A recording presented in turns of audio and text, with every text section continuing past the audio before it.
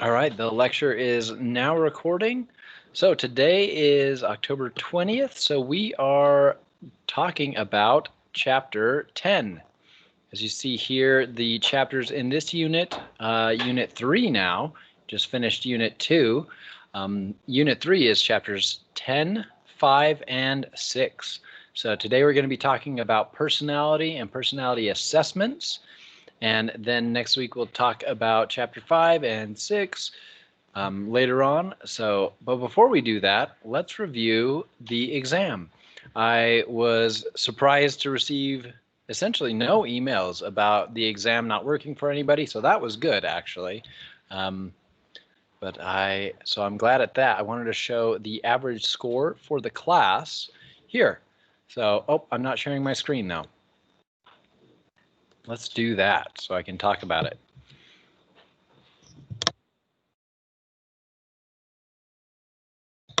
All right, hopefully you can see my screen now. It should show the exam 2 statistics. If not, let me know. It should be showing that right now. So the average was a 90%. You can see here we had quite a lot of people who scored above 90%, which is really great. And one outlier down here just above 60%. So if this was you, let me know what things you struggled with on the exam, anything that I could do to help prepare you more for the next exam. There was one question that I will give everybody credit for because it was a little confusing. I just highlighted it a moment ago, but I think I might have clicked away. Oh, there it is. So this question, according to self-perception theory, behavior can cause attitudes. So essentially the way you behave can make you have a different attitude about that behavior. So that's one of those social psych theories. So when we are behaving in any specific way, you might have, say, some cognitive dissonance between your behavior and your attitude. So you might, because you're behaving one way, then change your attitude to match your behavior. But the answer that a lot of people chose was attitudes influence behavior. And I can definitely see technically that's not correct, but I can see how that was a little confusing. I think I'm going to change that question and give everybody credit for this item. So essentially you'll see your score jump by about 2 points. So that will just change in the grade book. Everybody's score will go up 2 points. So that means the high score will then be 100. So if that's you, if you're one of the people, or maybe it looks like only one student got 98, but then the high score is now 100. So congratulations on a couple extra points for the exam. I also like the spread that we're getting now. Most people are clustered there near the top, so that's really good to see too. Hopefully for exams 3 and then 4, we see similar kinds of scoring with people scoring quite high. With that, if you had any trouble with the exam, if you did score lower than you wanted to on that exam, definitely let me know and we can help you for the next exam, even set up maybe a study group or do an office hours. So even though I don't have a dedicated office hours each week where I'm like sitting here in the classroom like waiting for any students to come, I am always available to emails, and then we can schedule a meeting where we can do like a face-to-face thing like this, probably here in this Microsoft Teams area, since we're probably all used to this now at this point. All right. Is there any troubles going on with the groups that you're working with? Has everybody been in contact with their groups recently? Maybe not over the fall break weekend, but maybe just before that. We will be working together in groups on November 3rd, but that's a couple weeks away. So definitely make sure that you're working with your groups outside of class so that you can make sure to stay on top of all that.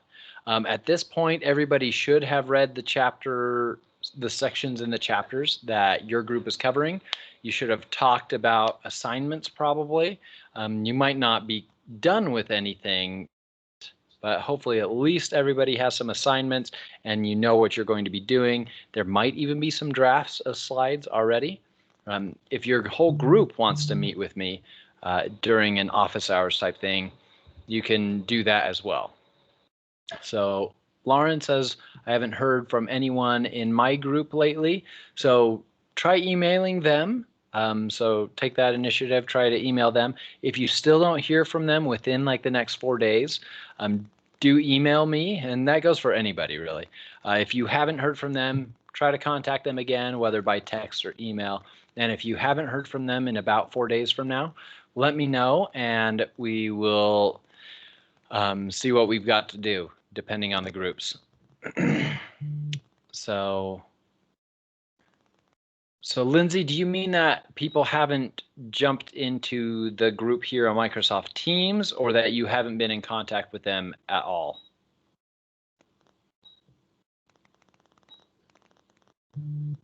Okay, so I'll show really quickly. Hopefully this doesn't turn off. So this is recording right now. So hopefully this will show everybody. And I'm actually going to make a little video, probably not later tonight because that's kind of late, but tomorrow to show how to get to the groups. So to get to the small group area here in Microsoft Teams, this obviously doesn't help you get in contact with your group. This is just a place where you can meet. So Lauren and Lindsay, which topic are you working on?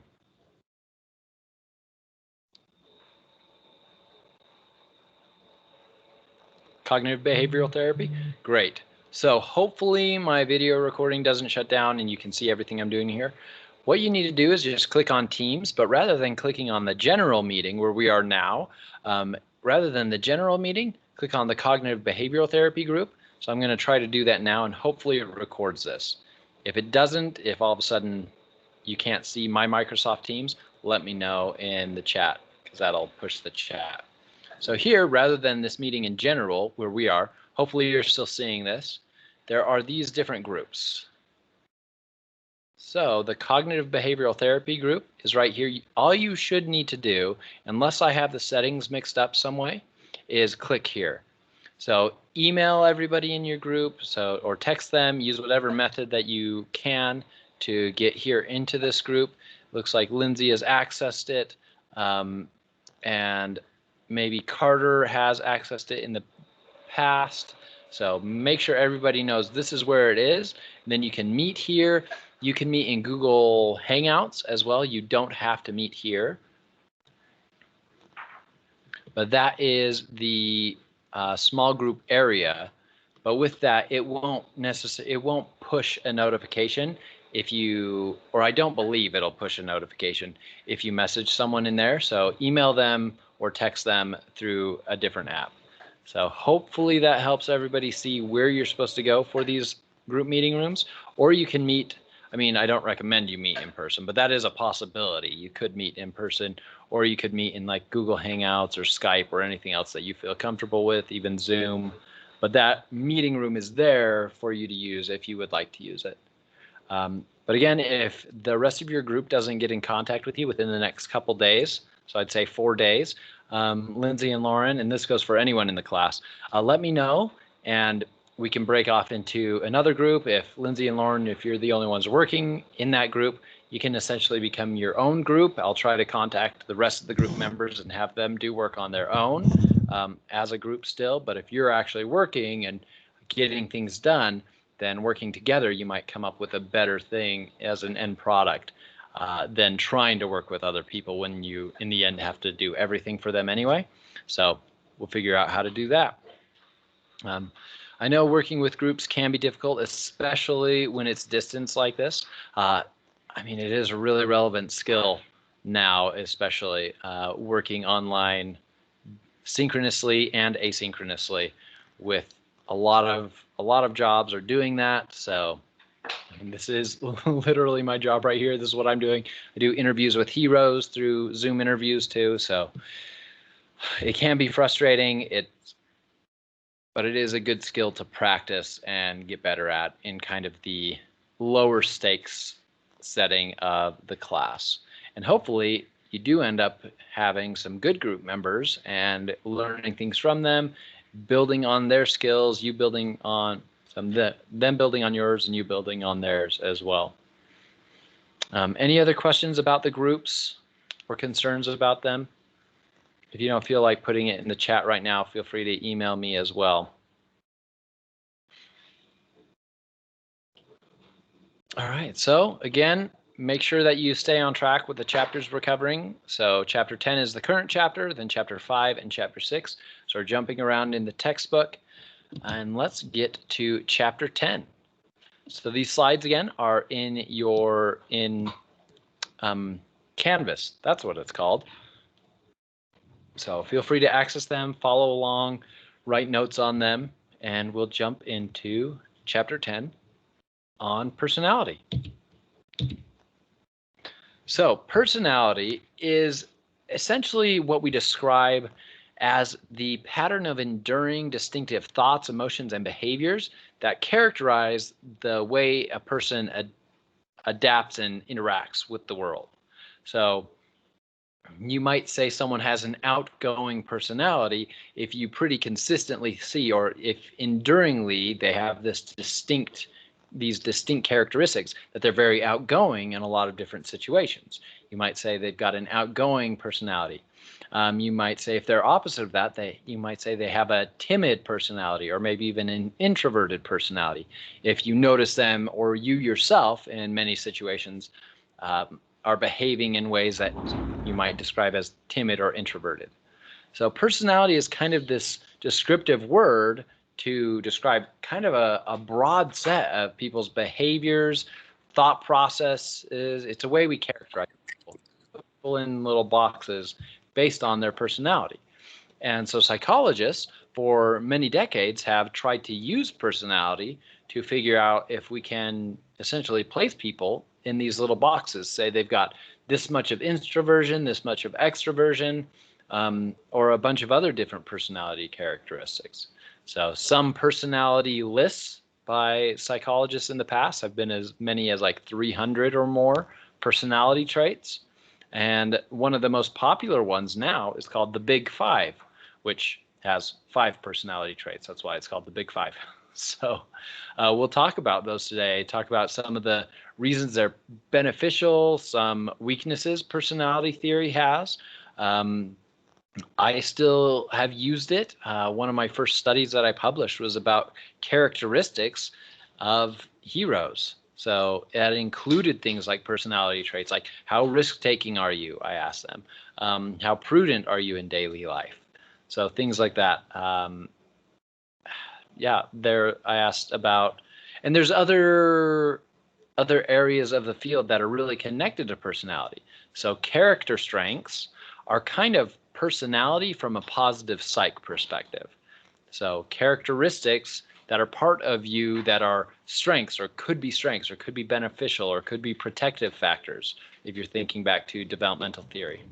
So let's watch this little video on personality traits, and hopefully my kids are in bed enough and asleep enough that this video will not wake them up.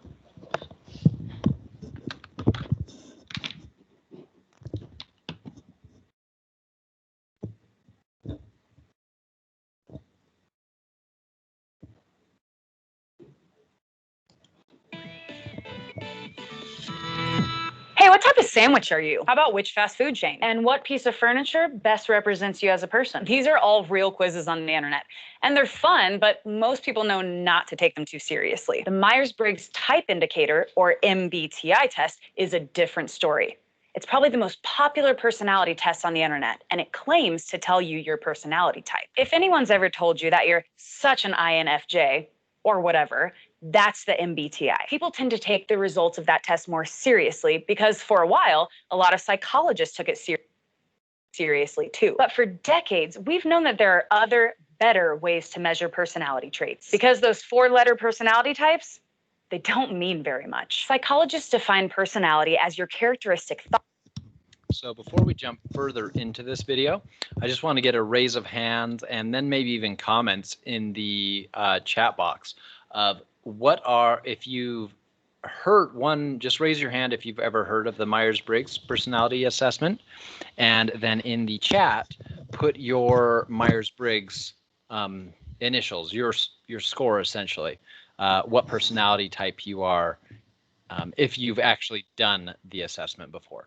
You might have done it in, say, like a job interview before, or like in the application process for a job. A friend might have just posted it online, or you might have read about it in a book that asks you to find out about yourself. So it looks like we've only got 3 raised hands, which is fewer than I was expecting.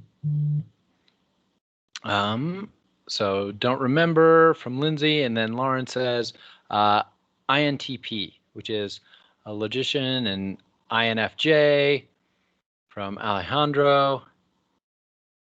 And then it looks like okay, we've got more raised hands. So 4 or 5 have heard of it, and only a couple are remembering their scores.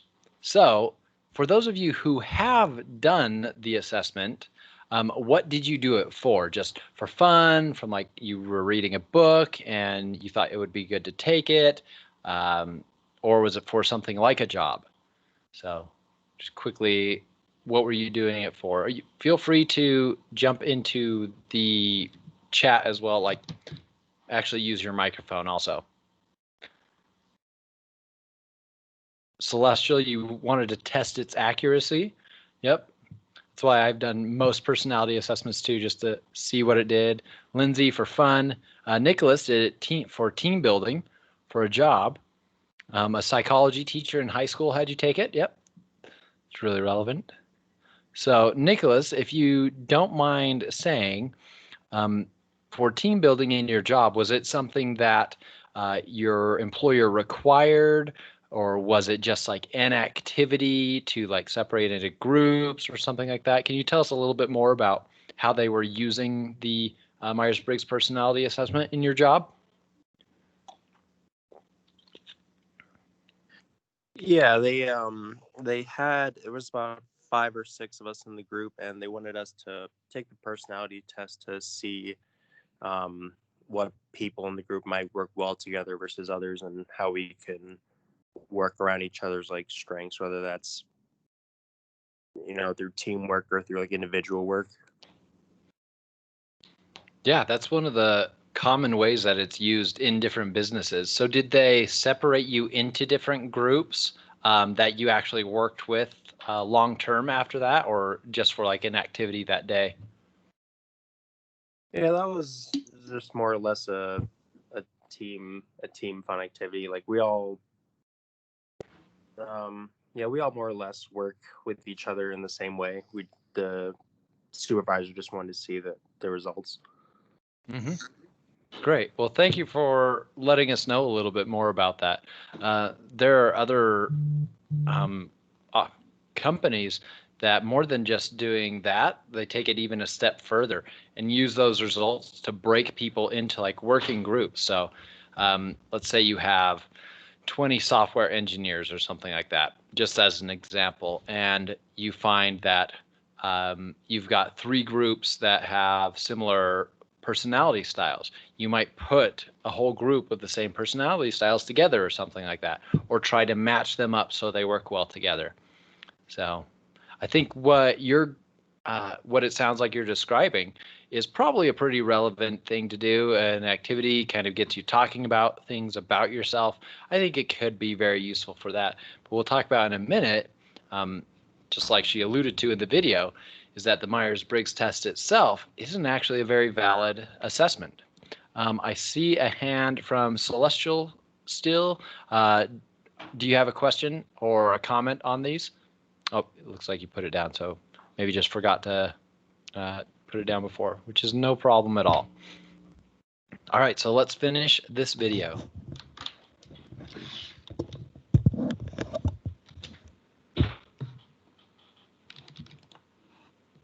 Thoughts, emotional responses, and behaviors. And a lot of them study personality by looking at the individual traits people have, the parts of personality that seem to be stable across time and apply in different contexts. Back in the 1940s, Catherine Cook Briggs and her daughter Isabel Briggs Myers, who were both interested in psychology research, tried to measure personality by identifying traits like this. One trait they tested was whether people were extroverted or introverted, which to them meant whether you were focused on the outside world or focused on yourself. They also asked whether people preferred to trust their senses as opposed to relying on their intuition or gut feelings, whether they approached the world by thinking, meaning logical reasoning, or by feeling, meaning that they were more subjective, and finally, whether they were judging, which meant that they preferred to come to conclusions about things, or perceiving, which meant that they were open to new information. Myers and Briggs picked these 4 traits because they were inspired by well-known psychologist Carl Jung.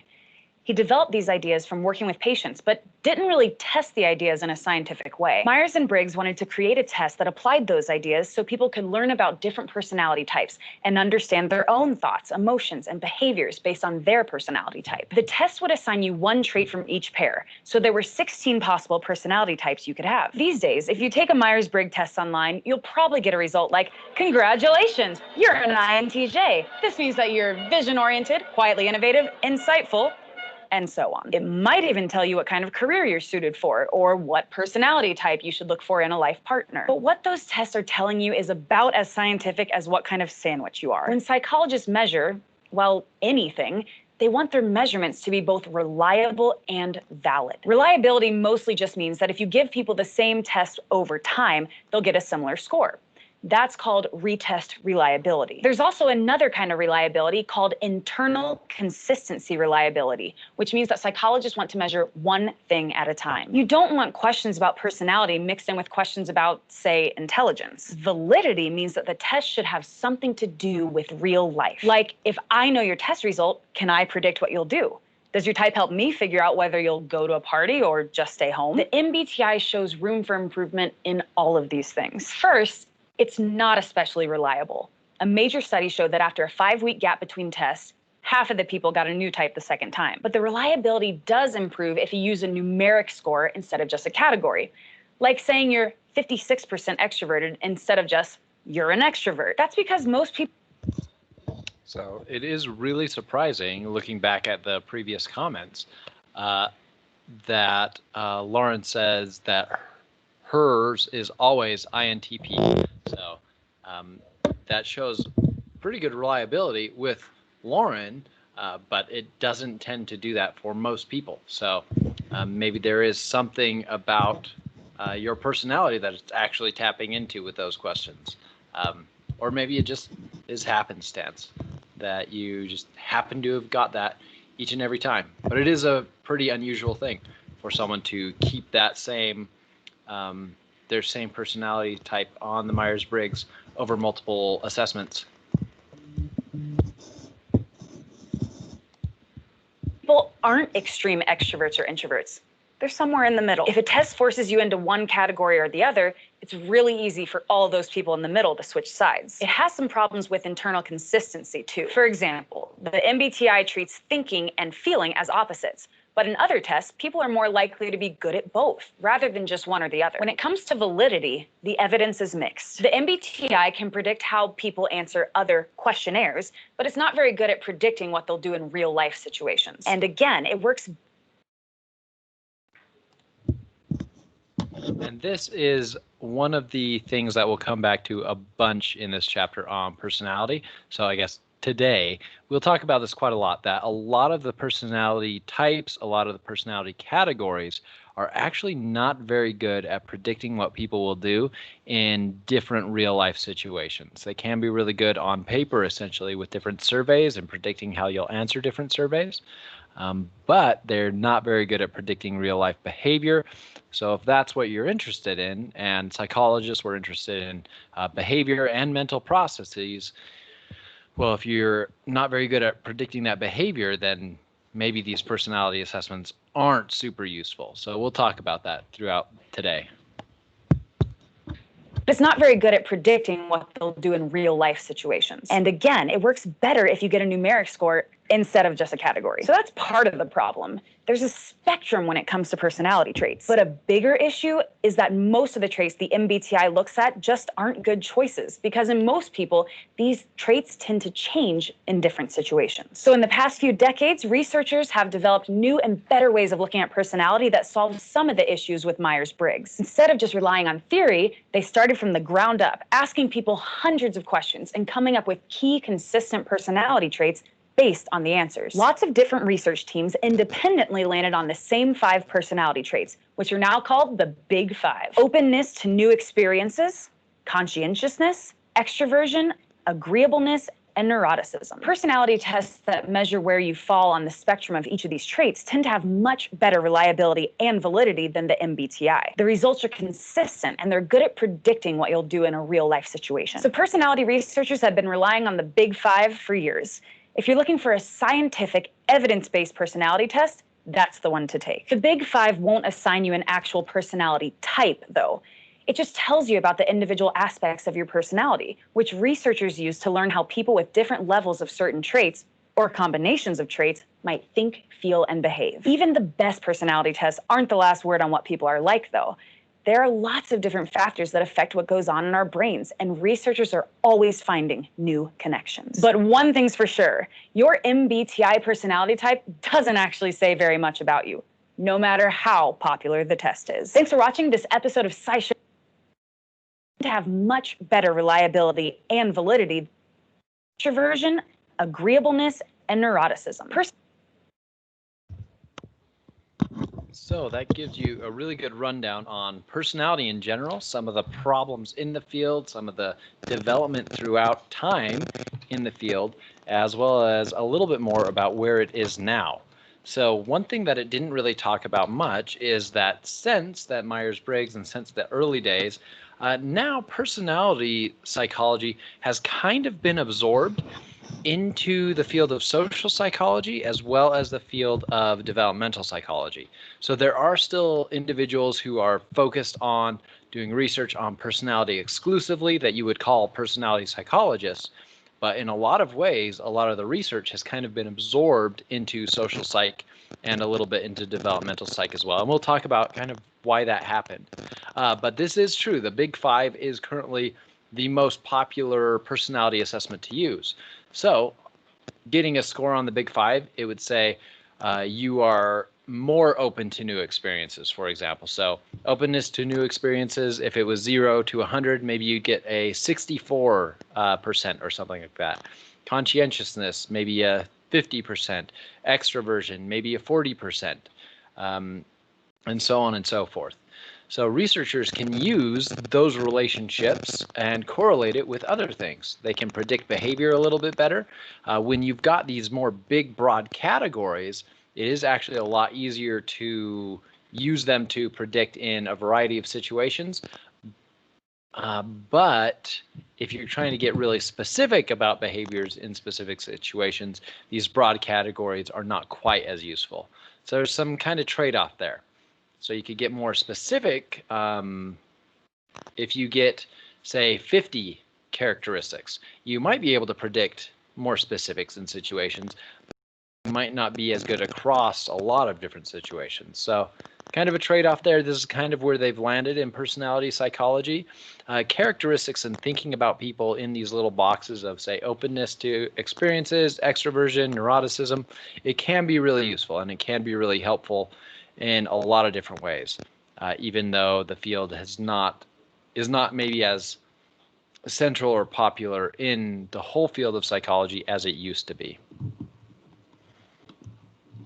So let's jump back to the slides. So let's talk about some of these historical perspectives that started off the field of personality psychology. One of them is the psychodynamic perspective. If you remember, one of the big psychodynamic researchers that we've talked about is Freud. So think about personality from Freud's perspective.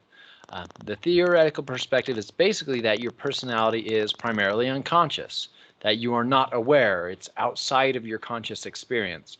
So we've talked about like the id, ego, and superego. So our personality is essentially based on motivators, things that are frightening or surprising to our unconscious mind or to our conscious minds. So we keep these motivations for behaviors suppressed in our unconscious. So our unconscious mind is motivated to behave in specific ways to avoid any trauma or anxiety for our conscious mind. Thoughts and symbolic meanings were thought to be behind a lot of different behaviors. So, for example, smoking cigarettes and having an addiction to cigarettes was maybe indicative of other motivations in life. So early childhood experiences were seen as really important. And I mean, you can see this kind of pattern since we've talked about Freud a couple of times. A lot of the focus, especially in the lens of development, was that those early experiences are going to sculpt that personality. So one of the main determinants of our personality would have been our sex drive from the original Freud perspective on personality. Hysteria is a good example of this. It's basically the idea that there's a physical symptom without a physical cause, but there might be some psychological cause, some kind of unconscious conflict that is displaying with a physical symptom.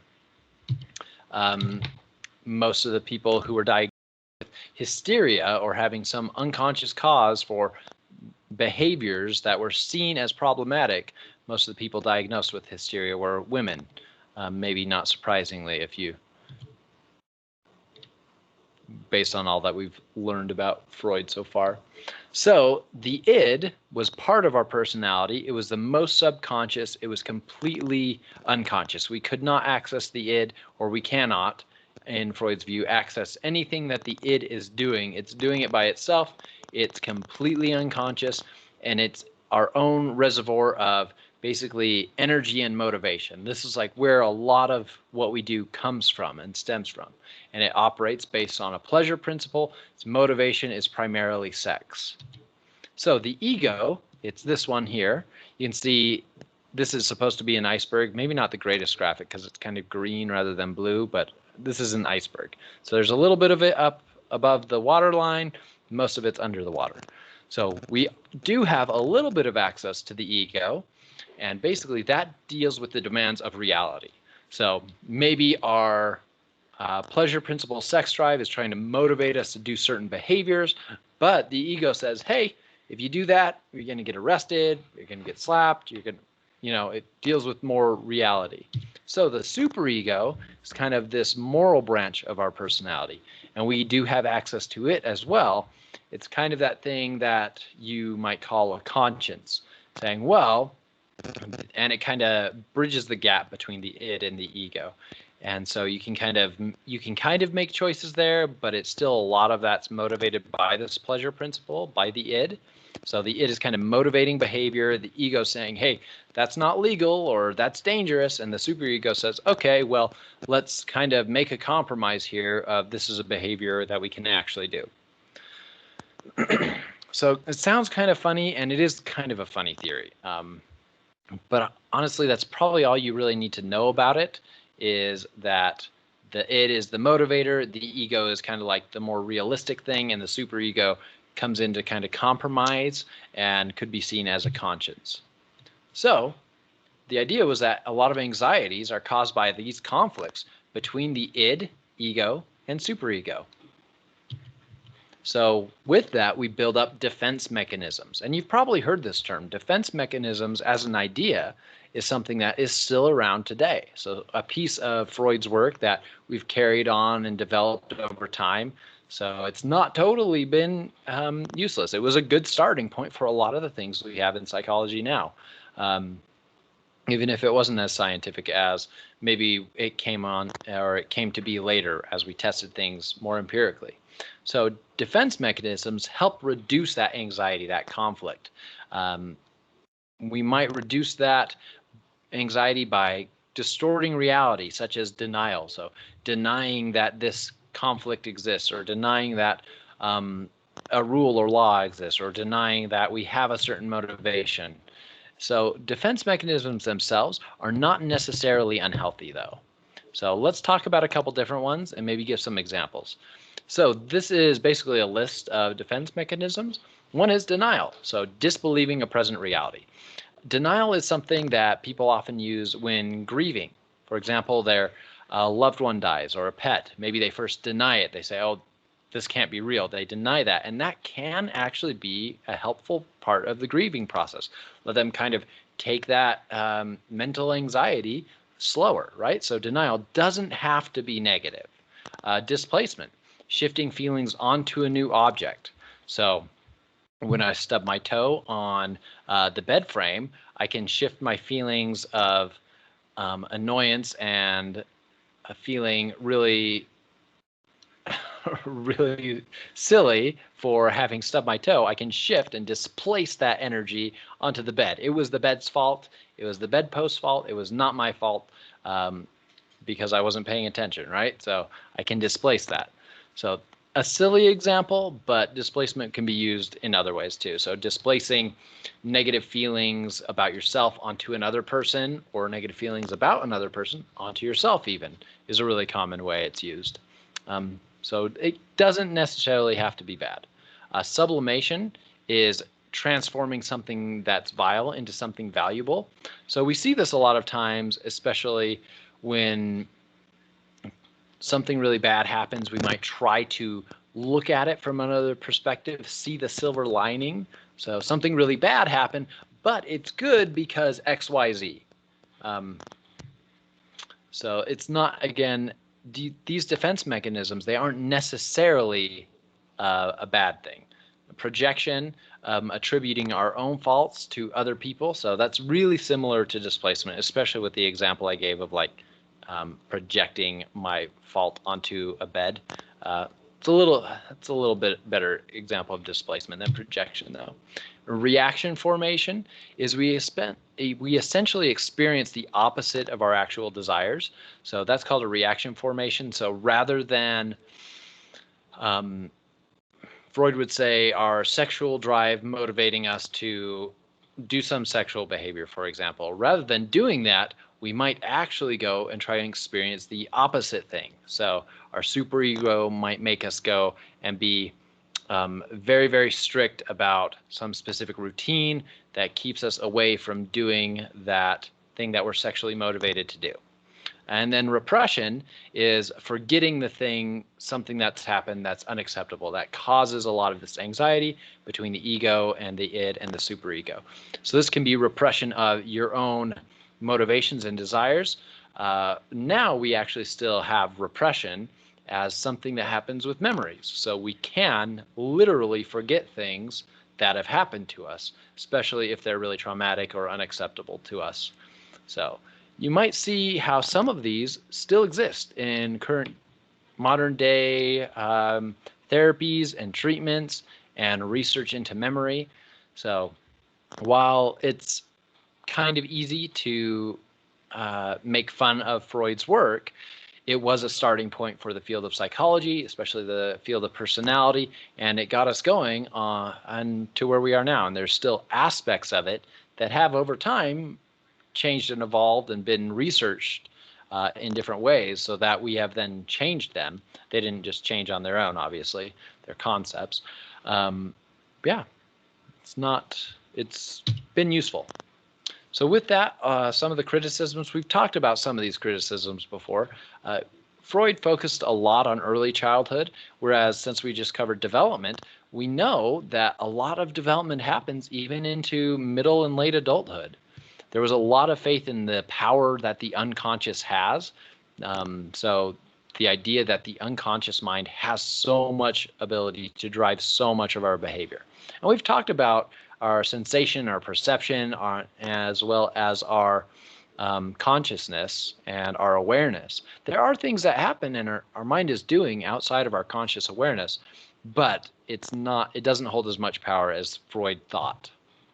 So there was a really heavy emphasis on sexuality as a motivation, versus more recently, the psychodynamic theorists see some of those motivators as being like interest of being part of a group or being part of a culture. So are some of the other big motivators that we see now.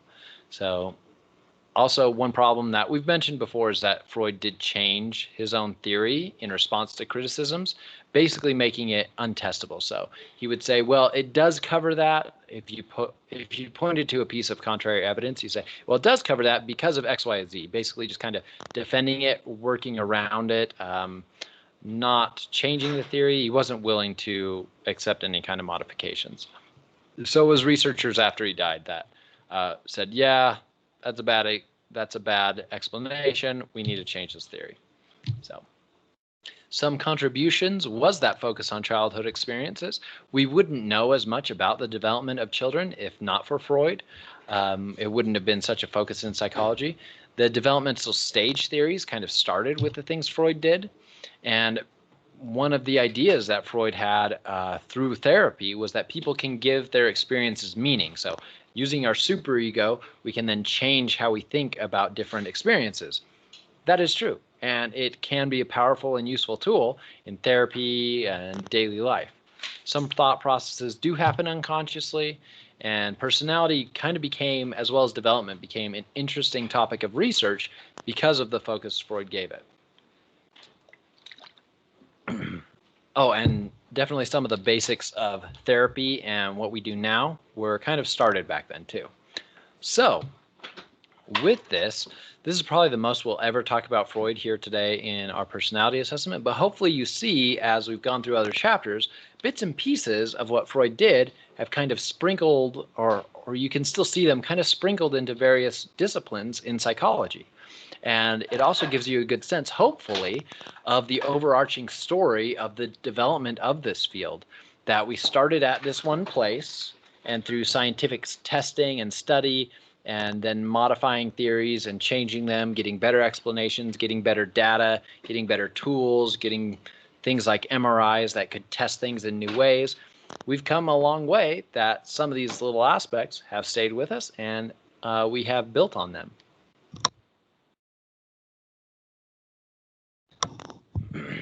All right, so let's talk about the humanistic perspective on personality. So essentially, this humanistic perspective arose at the same time as behaviorism and the psychodynamic perspective, and it kind of rejected both of them. It emphasized people's capacity for personal growth and thought that people had positive human qualities. Basically, that we have our own ability to control our own lives and pursue our own goals, versus a psychodynamic perspective was that we had these unconscious motivators driving us to do things, that we could kind of modify them a little bit, but we couldn't really control our own lives. We were all entirely motivated by these unconscious things that we didn't really have access to. Then behaviorism was essentially that we were pre-programmed machines. Through reinforcement, punishment, you could condition people to do whatever you want, essentially. We're all complicated robots that have been reinforced in different ways. Humanistic psych said, nope, none of that's the case. We can make our own choices. So obviously, if you've seen what we've talked about throughout the class, there's a little bit of each of these that is relevant and useful. Reinforcement does work. We can use it to help modify behavior. We do have some unconscious processes happening, and we can set goals and control our own lives. But we've talked about the Maslow's hierarchy of needs. Physiological needs are need to be met, safety needs, love and belonging needs, esteem needs. And this is about where you get to the point where, like, becoming the person you want to be at self-actualization. So becoming, like, choosing and trying to get the own characteristics or the personality traits that you want. So Maslow thought that this self-actualization, this top part of the pyramid of Maslow's hierarchy of needs, was the motivation to develop our full potential. With that, we try to experience peak experiences, like breathtaking moments of spiritual insight is how Maslow described it. So these opportunities where you are like exactly the person you want to be, kind of thing. Carl Rogers was also a humanistic psychologist and a therapist who focused on personal growth and self-determination. So you might recognize self-determination there. One of the motivation theories that we have is self-determination theory. So obviously there's some aspects of this that have carried on to today too. One of the things Carl Rogers did in therapy was unconditional positive regard, and essentially giving patients unconditional positive regard, letting them work through things on their own and determine their own selves while just providing them with positive regard. You can watch, and in a later chapter, I think chapter 13, when we're talking about treatments, I have some links in the slides where you can actually watch Carl Rogers doing this kind of therapy, just giving that positive regard, trying to have a person work through things on their own. So basically, the idea is that we all have this capacity for greatness, and we need the right soil, or you might say context, the right situations, environment, to grow in the way that we ourselves want to. So some criticisms of this perspective of personality is that it's too optimistic about human nature, and I think that one's a little silly. But also, I kind of come a little bit from the humanistic perspective, so I don't see that as quite a valid argument. It's like, can you be too optimistic? I mean, optimism is not a bad thing. I don't know. Anyway, overestimating people's freedom and rationality. This is one that we've definitely found to be true. Even when people are thinking that they are very rational, a lot of times emotions, previous motivations, memories are really affecting our decision making, and we might not be as rational as we maybe think we are. So, but even though I'm like, well, are we too optimistic? Is that accurate? Is that a true thing that human nature is not quite so self-actualizing? So with that, there's also the criticisms that a focus on loving the self could lead to narcissism. And it doesn't, and especially Carl Rogers' unconditional positive regard doesn't really hold people accountable for their behaviors. So if someone in therapy said something really bad that they did, like that they hurt people, the therapist, Rogers, would not put a judgment on that person. They would still be positively regarding that person, let that person work through that themselves. If the person felt guilt, they wouldn't say anything different, versus if the person didn't feel guilt, they wouldn't say anything different, really. They would still just give positive regard. So it's not holding people accountable. So is it a useful tool? Probably. Is it the best treatment for everything? Probably not. So some contributions, though, is that this kind of self-perception is really key to personality. You might be seeing some links between identity and personality. So development, we talk about the identity people have and how they see themselves. Personality is kind of baked into that, and self-perception is a big part of that. So it is useful to consider these positive aspects of what humans can do, and emphasizing the agency humans have to choose to act certain ways, rather than being just controlled by reinforcement and punishment or unconscious motivations. So another more recent perspective is the trait perspective. And this is one that kind of came out from that same time as the Myers-Briggs. There were a lot of researchers trying to find specific numbers of traits, or like named constructs, to put people in boxes. Essentially, a trait would be like a box that you would fit in. So you have the trait of extroversion, or you have the trait of being rational, or something like that. So this is kind of the idea that personality psychology for a long time was holding on to. So essentially, a trait would be a building block of personality, would be one concept or one construct, one item, like being perceiving versus being rational versus being extroverted versus being introverted, is a trait. And so a lot of research tried to find, well, what are the traits that people have?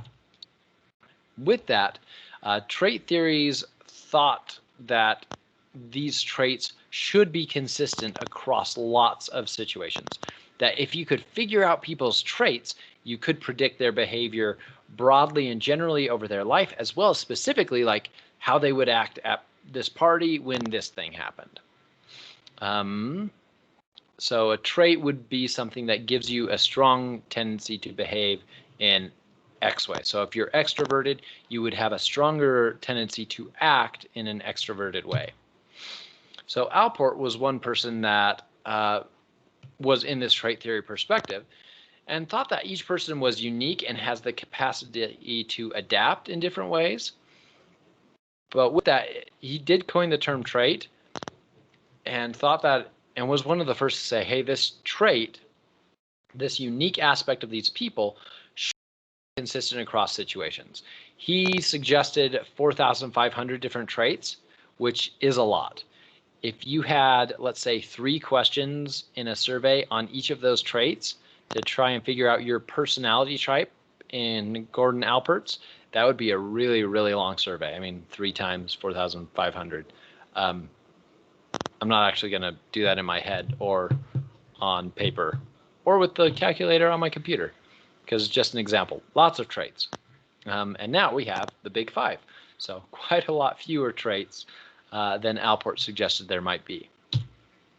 So Costa and McRae worked it down to 5 broad traits. And we talked about this a little earlier. We're going to go into a lot more detail about what each of these traits are right now.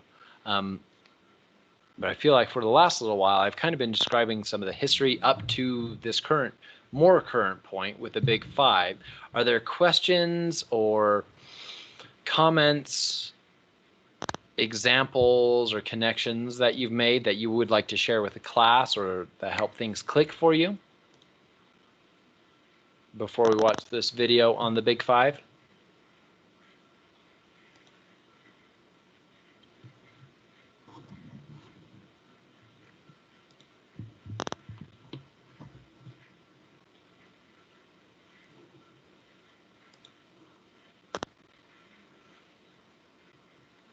All right.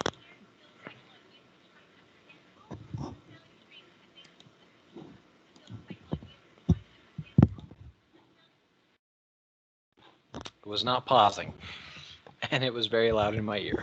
So let's watch this video and then talk about the big 5.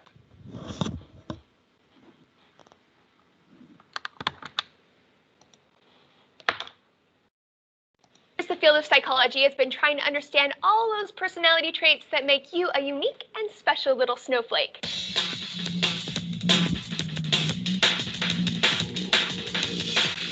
Hi guys, I'm Lacey Green, and this is D News. It's called personality psychology, and it's a booming field of research you're bound to hear about in any human psych class. One of the most well-researched and respected personality models in the field is Costa and McRae's Big 5. This model evaluates how strong a person is on 5 different axes. Let's take a look-see at those traits. Trait number 1 is openness to experience. This trait describes how open or closed your thinking is. Highly open people are intellectually curious. They love art and science. Open people appreciate emotion, unusual ideas, imagination, adventure, and of course, having new experiences. People with low scores tend to have more traditional interests. They prefer familiarity over doing something new, and they don't really like change. Trait number 2 is conscientiousness. Highly conscientious people are basically those annoying overachievers who are always on top of it. They're disciplined, responsible, and good at planning ahead. A high score on conscientiousness suggests a strong ability to regulate and control your behavior. Low scores tend to be more impulsive and unorganized. You know, hot mess status. Trait number 3 is extroversion. People tend to think of extroversion and introversion as how outgoing you are, but it's actually about how you get your energy. High scorers, the extroverts, feel recharged and energized by going out and being around people. They like parties and chit-chatting. Low scorers or introverts feel rejuvenated and energized by spending time alone. They tend to be quieter, lower key, and more deliberate. They go to a party and they have to recover the next day. This is sometimes confused with shyness, but shyness is about comfort socializing. Introversion and extroversion are about the amount of socializing you need to do your best and to feel your best. Trait number 4 is agreeableness. Highly agreeable people are considerate, friendly, and helpful. They just wish we could all get along, guys. They make sacrifices for others, and they assume others are good people. Low scorers or highly disagreeable people are suspicious, distant, and uncooperative. They place self-interest above getting along. They don't care as much about other people's well-being, and they're less likely to help you out. Basically, they're assholes. I'm just kidding, but really. And last but not least, trait number 5 is neuroticism. This trait measures emotional stability. Highly neurotic people are more prone to negative emotions like anxiety, anger, depression. They're easily stressed out, they're reactive, and they're more likely to be frustrated in day-to-day life. Low scorers are more calm and collected. They don't really sweat the small stuff. They're emotionally stable and balanced. Now, for a long time, it was thought that these 5 traits held true across regions and cultures. We've witnessed them in action across the world, but recently, researchers found an isolated Bolivian farming community where for the first time, it doesn't seem to apply. For this community, there are only 2 major traits: socially beneficial behavior and industriousness. This makes an interesting suggestion about personality. If there are less developed areas where personality trends are different, society may play a stronger role in encouraging or discouraging the expression of personality traits than we once thought. Food for your brain. So guys, I'm going to put a link in the description to take the Big 5 personality test if you're interested. And here's a question for you to chew on. What traits do you think are going to be especially common amongst those of you in the D News audience? Share your thoughts down below and hit subscribe so you can get some more D News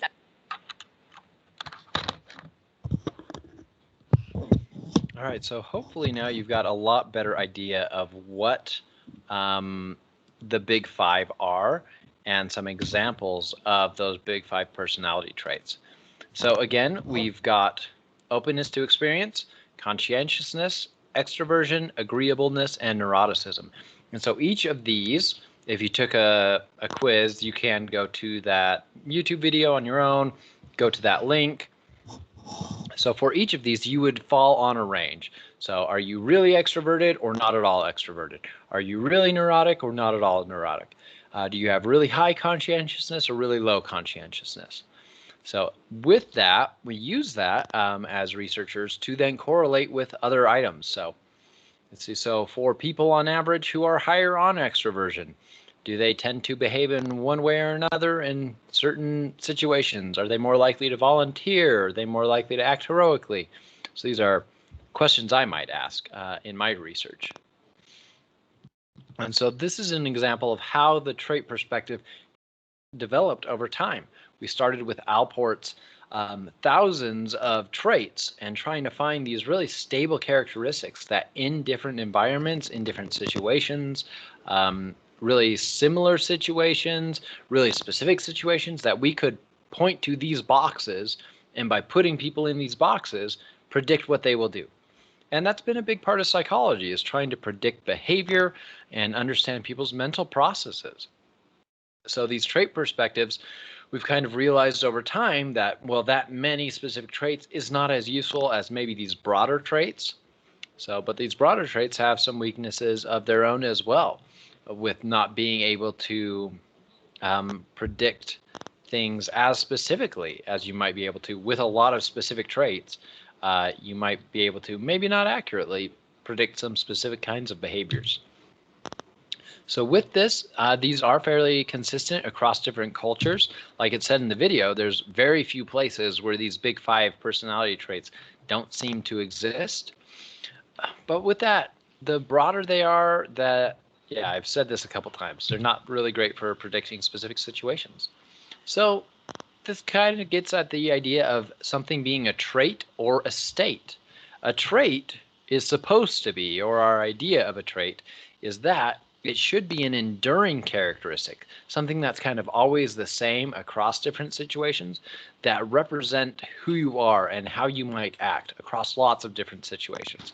So if you're in school versus at a party versus at school at a party versus at home versus with people, not around people, that these traits should be pretty enduring and pretty representative of how you act across all those situations. Versus states are very much more brief experiences. So you might experience a state of fear if a cougar is following you down a path.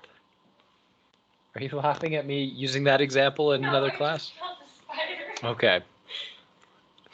Or you might feel a state of fear, like my wife just did, right as a spider jumps out at you, and then you smash it. Sorry. Mindfulness, a state of mindfulness, is basically what you're hoping to get when you do a mindfulness meditation. You will feel more mindful for a time. So let's say you do a 7-minute meditation, you might feel pretty mindful for that 7 minutes, maybe a couple minutes after. If you're doing mindfulness every day and it kind of becomes part of your life, it might become something that's more enduring, or you might be wanting it to become something more enduring. So any kind of feeling that we have, so you might have a general feeling of a lot of love for someone, and that generally is a more brief experience. It might last days even, but that rush of that feeling generally tends to be a more brief experience. So trait, something that's like always there, always the same. State is a brief experience. You're experiencing a state of euphoria or a state of fear. So as an example, so what is the use of a personality trait if these states have a big impact on us. So if things that are briefer, like fear or a state of any kind of state, a state of mindfulness, if those have a big impact on us, how can we fit that into a personality theory? And that's a hard thing. We can't really. So the criticisms of this trait perspective of looking for these boxes, these 5 boxes, or these 5,000 boxes to fit people in, doesn't see the roles of the situation on the behaviors. So we've talked about it not necessarily being consistent across the situations, but one thing we haven't mentioned is last week we covered social psychology. We talked about the power of situations and groups on individuals' behavior. So even if someone has a trait of like helpfulness, if they're in a situation where they're being obedient to an authority, their helpfulness might be superseded or overpowered by the role of the situation, that obedience to that authority. I'm thinking of like Milgram's study there. Maybe all of the boys in the Robbers Cave study, maybe they all had the same traits, but they became 2 separate groups fighting each other. And then by the end, they came together. And that was the power of those situations. So the trait perspective didn't really take into account the power that situations could have on people's behavior and mental processes. And since we just covered social psychology, you should be able to see that, yep, social situations can have a significant amount of power over people. It also ignores the nuances of individual personalities and their own, how they apply their own traits differently from others. So let's say you have 2 people who score the same on extroversion. Well, they still might behave a little bit differently because of the way they've developed over time. Maybe one will want to throw a party. Let's say we've got 2 really extroverted people. One might want to throw a party, but the other one doesn't want to throw a party. They want to attend a party or something like that, just as a example. So traits, especially these really broad ones, do seem to be, so these are contributions. It does seem pretty useful to put people in these kinds of boxes because it can be pretty predictive broadly of what people do, even if we're not taking into account the power of the situation. If you can try to do both, that's a good thing and an even better thing, but it can be difficult. Traits do seem to influence health. They seem to influence cognition. They do seem to influence career success. And from this, we're generally talking about the big 5. They do seem to influence interpersonal relationships as well. So there is something to traits. There is something about personality traits as well as states that are relevant to how people behave and think, but maybe not as powerful as the original creators of personality theories thought. We do know, especially from our chapters on development and social psychology, that the environment around us, especially the specific social situation, can change our behavior pretty dramatically. But with that, it is pretty easy to measure traits. I mean, like I've said earlier today, I have measured trait-like things in heroes to see if they're related to other things about heroes, see if more heroes had certain traits than other traits. I found one group of heroes that was more open, loving, and risk-taking, and another group that was more spiritual, socially responsible, and prudent. So with that, some of those are things that you might call personality traits. Others you might call person's characteristics generally. Like being spiritual isn't really a personality trait, or might have been in Alport's. He had a bunch of personality traits.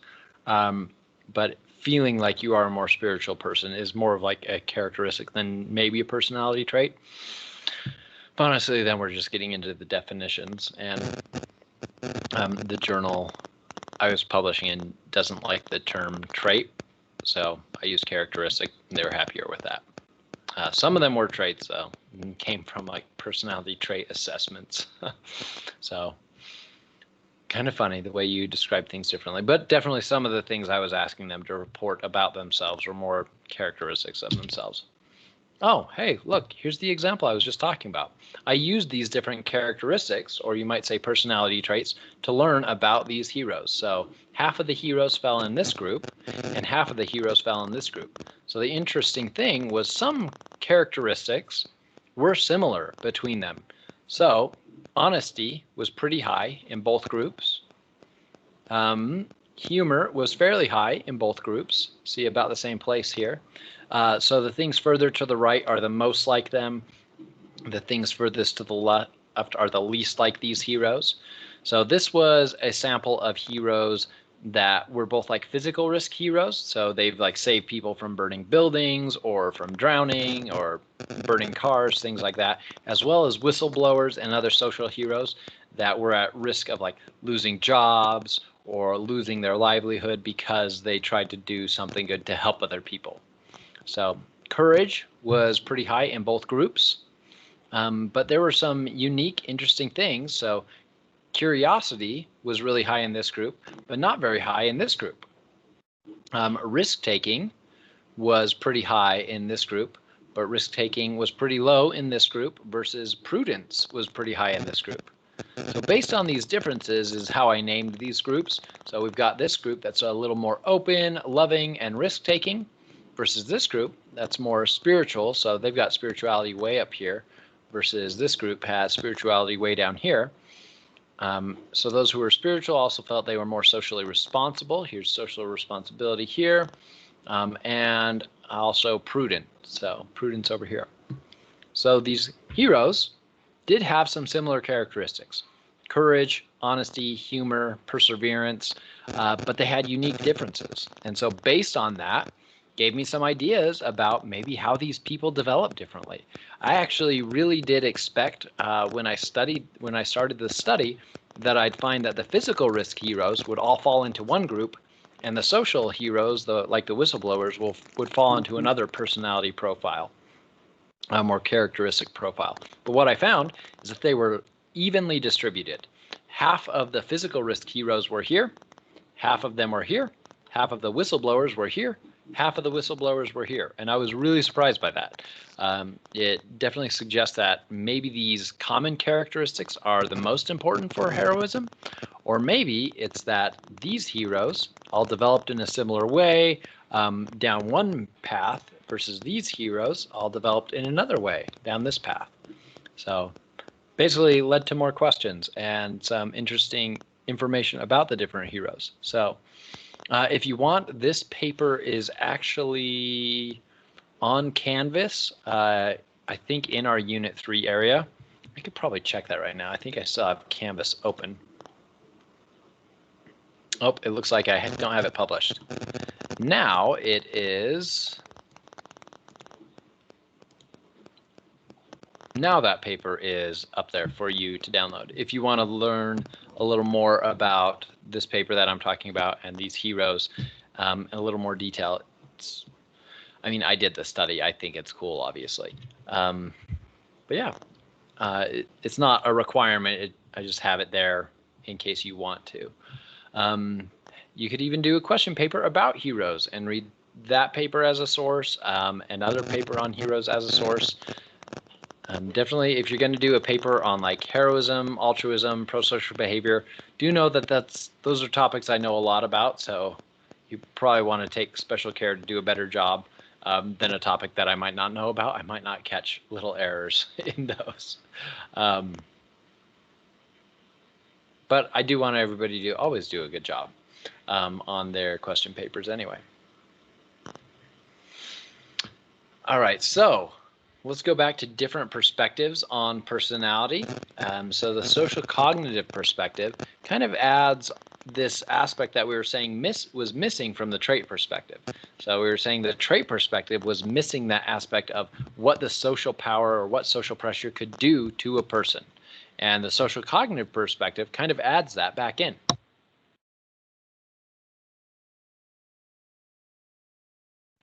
So it takes into account people's cognitive potential, that people have their awareness, their mental processes of what's going on in any given situation. They have their own beliefs, their own expectations, their own goals, and there's also social pressures on them. So it incorporates a little bit of behaviorism, a little bit of conditioning, a little bit of social psychology, a little bit of cognitive psychology. So it's kind of more encompassing of a personality theory. So it looks at things like reasoning, self-reflection, how you interpret a situation. So with the social cognitive perspective on personality, even though you might have 1, 2, or 3 traits, how you interpret the situation might change how you then act in that situation. And you might think to yourself, well, that sounds maybe a little more accurate. When I'm in any given situation, I might try to interpret it, or I might be interpreting it incorrectly because of incorrect perceptions. So it's kind of adding in more components. And you can hopefully see that in a lot of these fields of psychology, that they've become more overlapping, that like social psych and developmental psych, they overlap quite a bit. In the beginning, they stayed quite separate and were doing their own things and kind of overlapped a lot more, especially with sociology and other fields as well. There's a lot more overlap, and we recognize that we need to research a lot of things to understand even one specific thing in a lot of detail. So one good example of social cognitive perspective is Albert Bandura. One of the focuses that he did was on observational learning. So with that, it wasn't only related to personality. The observational learning was also about learning and education and development as well. So you can kind of see these overlaps here, but it was related also to personality. So with that, Bandura thought that we have personal control and that we could have self-efficacy, that we could feel like we have control over a situation. If you feel that you can control something, you'll be more likely to act. If you go back to theory of planned behavior, that might go to, you might talk about that as your attitudes towards a behavior are definitely influenced by your perceived behavioral control. Perceived behavioral control might be a good kind of synonym with self-efficacy. So I also thought about reciprocal determination, reciprocal determinism, sorry. Basically that your behaviors might change the environment, and also that your cognitions can influence your perception, that behavior, environment, and cognition can all interact to create your personality. So behavior can affect your cognition, behavior could affect your environment could affect your behavior, your environment could affect your cognition, and every other combination of those. So let's talk about a couple examples of that in this video, because I think just reading that on the page, it's kind of hard to comprehend. You can say, well, yeah, of course, behavior, environment, and cognition can all interact. But this video does a good job kind of piecing together a couple different examples of how those might interact.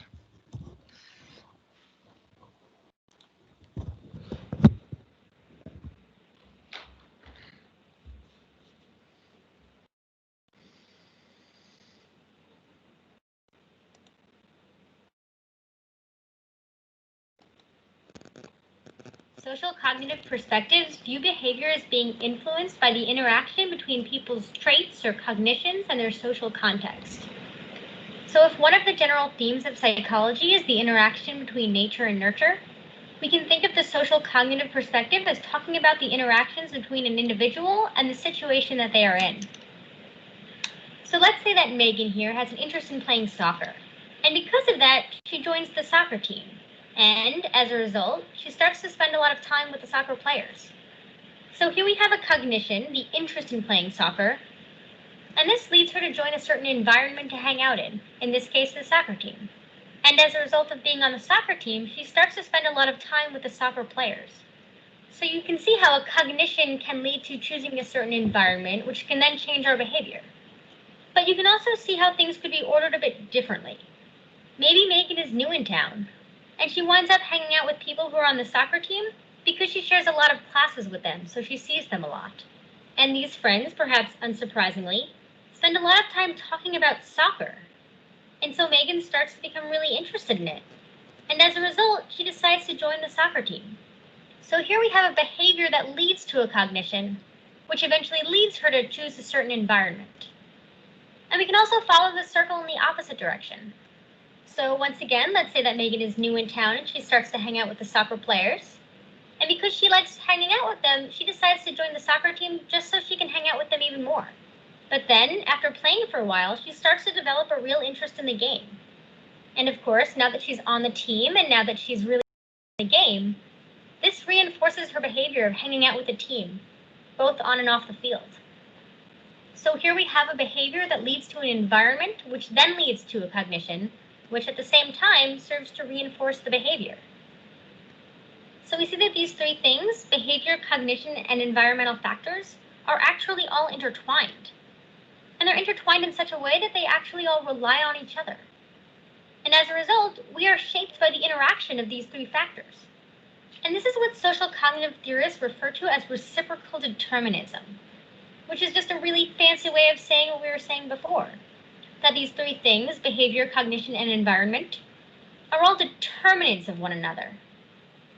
And this theory was put forth by Bandura. And if his name sounds familiar, it should, because he's also the scientist who did a lot of work on observational learning, or learning that occurs by watching the behavior of others, which I think works really well with reciprocal determinism, because it implies that learning and changes in our behavior are gained through our interactions with others and through our observation of the behavior of others, which I think fits in really nicely with this cycle. Through our observation of the behavior of others. So hopefully you're seeing some commonalities between at least the models that we're drawing here in developmental psychology, here in personality psychology, social psychology, the interactions that we're drawing, like literally modeling in these pictures, have these two directional arrows that a behavior could lead to a cognition, or a cognition could lead to a behavior.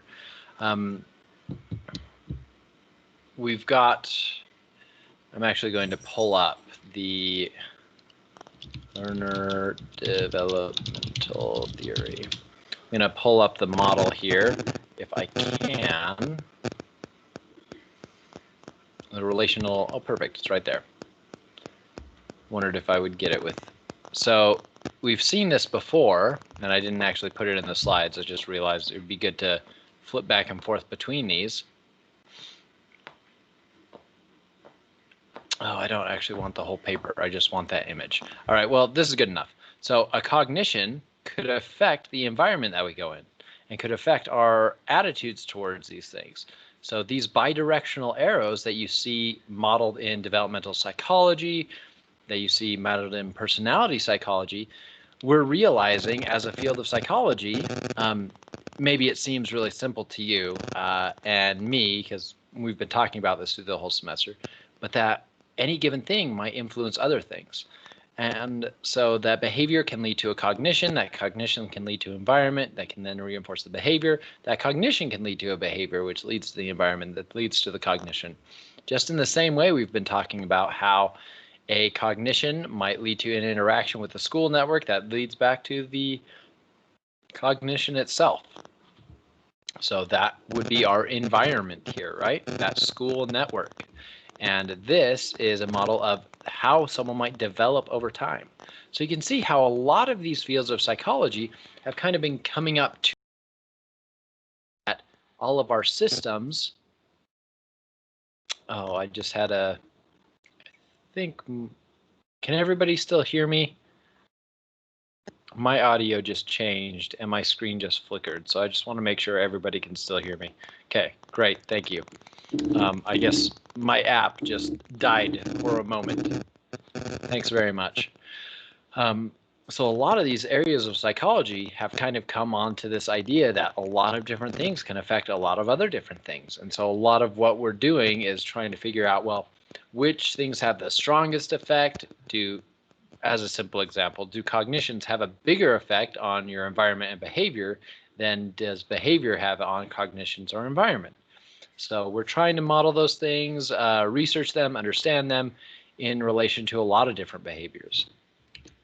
So kind of going beyond just the social cognitive perspective, kind of as a meta discussion of the field of psychology.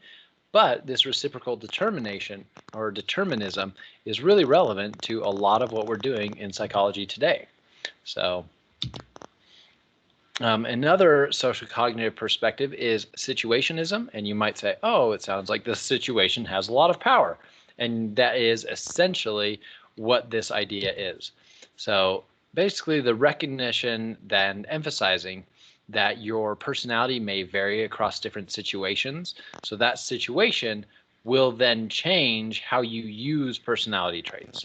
It might even say that you still do have traits, but that depending on your situation, it might alter how those can be displayed or how you interpret situations. So the CAPS model of personality is the cognitive affective processing system. And this gets more to basically how we develop personality, or what are the core aspects of our personality? What are the core pieces that lead us to behave consistently across different situations? And so the idea was that our cognitive affective processing systems really start to develop with our ability to delay gratification or not delay gratification in childhood. So you might have heard of the studies of putting, say, marshmallows in front of a child and saying, hey, you can eat these 3 marshmallows right now. I'm going to go and get something. When I come back, if you haven't eaten the marshmallows, I'll give you 10 marshmallows instead. So if children are able to delay that gratification, maybe they can process things slightly differently cognitively. So it basically talks about those connections between thoughts and emotions and how their own self and how they see themselves and the world can all affect each other. So are you extroverted? Well, the idea here is that, well, it might depend on the situation. So the CAPS model with the cognitive affective processing system, that starts to develop in early childhood, and it leads to, in adolescence and adulthood, that you might have these traits, but they're going to vary depending on your situation, which fits really well in with what we understand about developmental psychology overall. So some criticisms of the social cognitive perspective are that it's too concerned with the change in the situation rather than stability. Because remember, those original researchers in personality, like Alport, for example, really wanted to find stable traits that they could use to put people in boxes to predict in broad situations and in specific situations. So if we're concerned with change rather than stability, is this even still the same personality theory or working in the same sphere? And so that's kind of one criticism is, well, you've kind of jumped the boat away from personality. So is it too concerned with change? I mean, I'm a developmental psychologist, so that's like all I'm concerned with is change over time. So my response to that, well, is that a bad thing? Is that really a criticism? That seems like a positive to me. But again, this is my perspective, my bias coming towards this idea here. So with that, you can, with very specific predictions, so even if you're able to make really specific predictions of how this person will behave in this specific situation, that might hurt generalizability across broader contexts. So if you can predict that a person will behave in a really specific way at a party, at their friend's house, or at a party at strangers' houses, how is that going to affect how you could predict a research conference in a new place with a lot of strangers? It's not exactly the same, so how much can you use what you knew about those specific situations and their traits and those social situations to predict in more generalizable settings? Maybe not as well. So the social cognitive perspective does seem to ignore the role of biology. It tries to get at that with the CAPS model, that we might develop these capacities early on, but it's not really looking at biology too much. I'll talk about some really biological focused personality theories in just a second. But some contributions, it did focus on the interactions in a variety of environments, which I think was a weakness of previous theories. Obviously, I care a lot about change and how environment impacts and how social situations can impact behavior. So that's one reason I like this one. Also, the ability to choose is really relevant to me as well. But let's talk about biological perspectives. So these have been around quite a while, and we're now at a much different place than we were when we started. But the brain is an important organ in a lot of our development, right?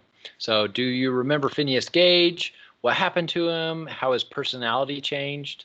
Does anyone want to either type up in the chat or remind the class who Phineas Gage was and how it's relevant to personality?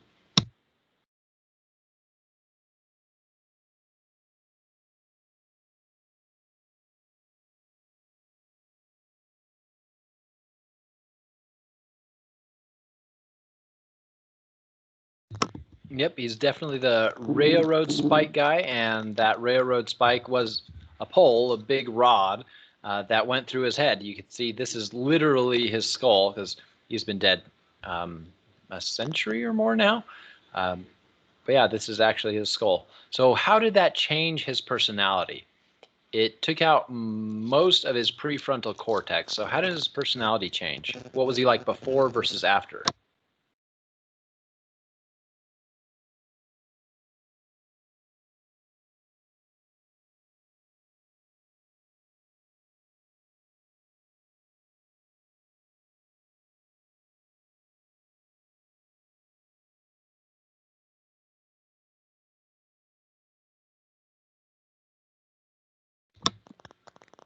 Yeah, Richard, I think that's actually a pretty concise explanation. He was generally a nice guy and then turned into a jerk after it happened.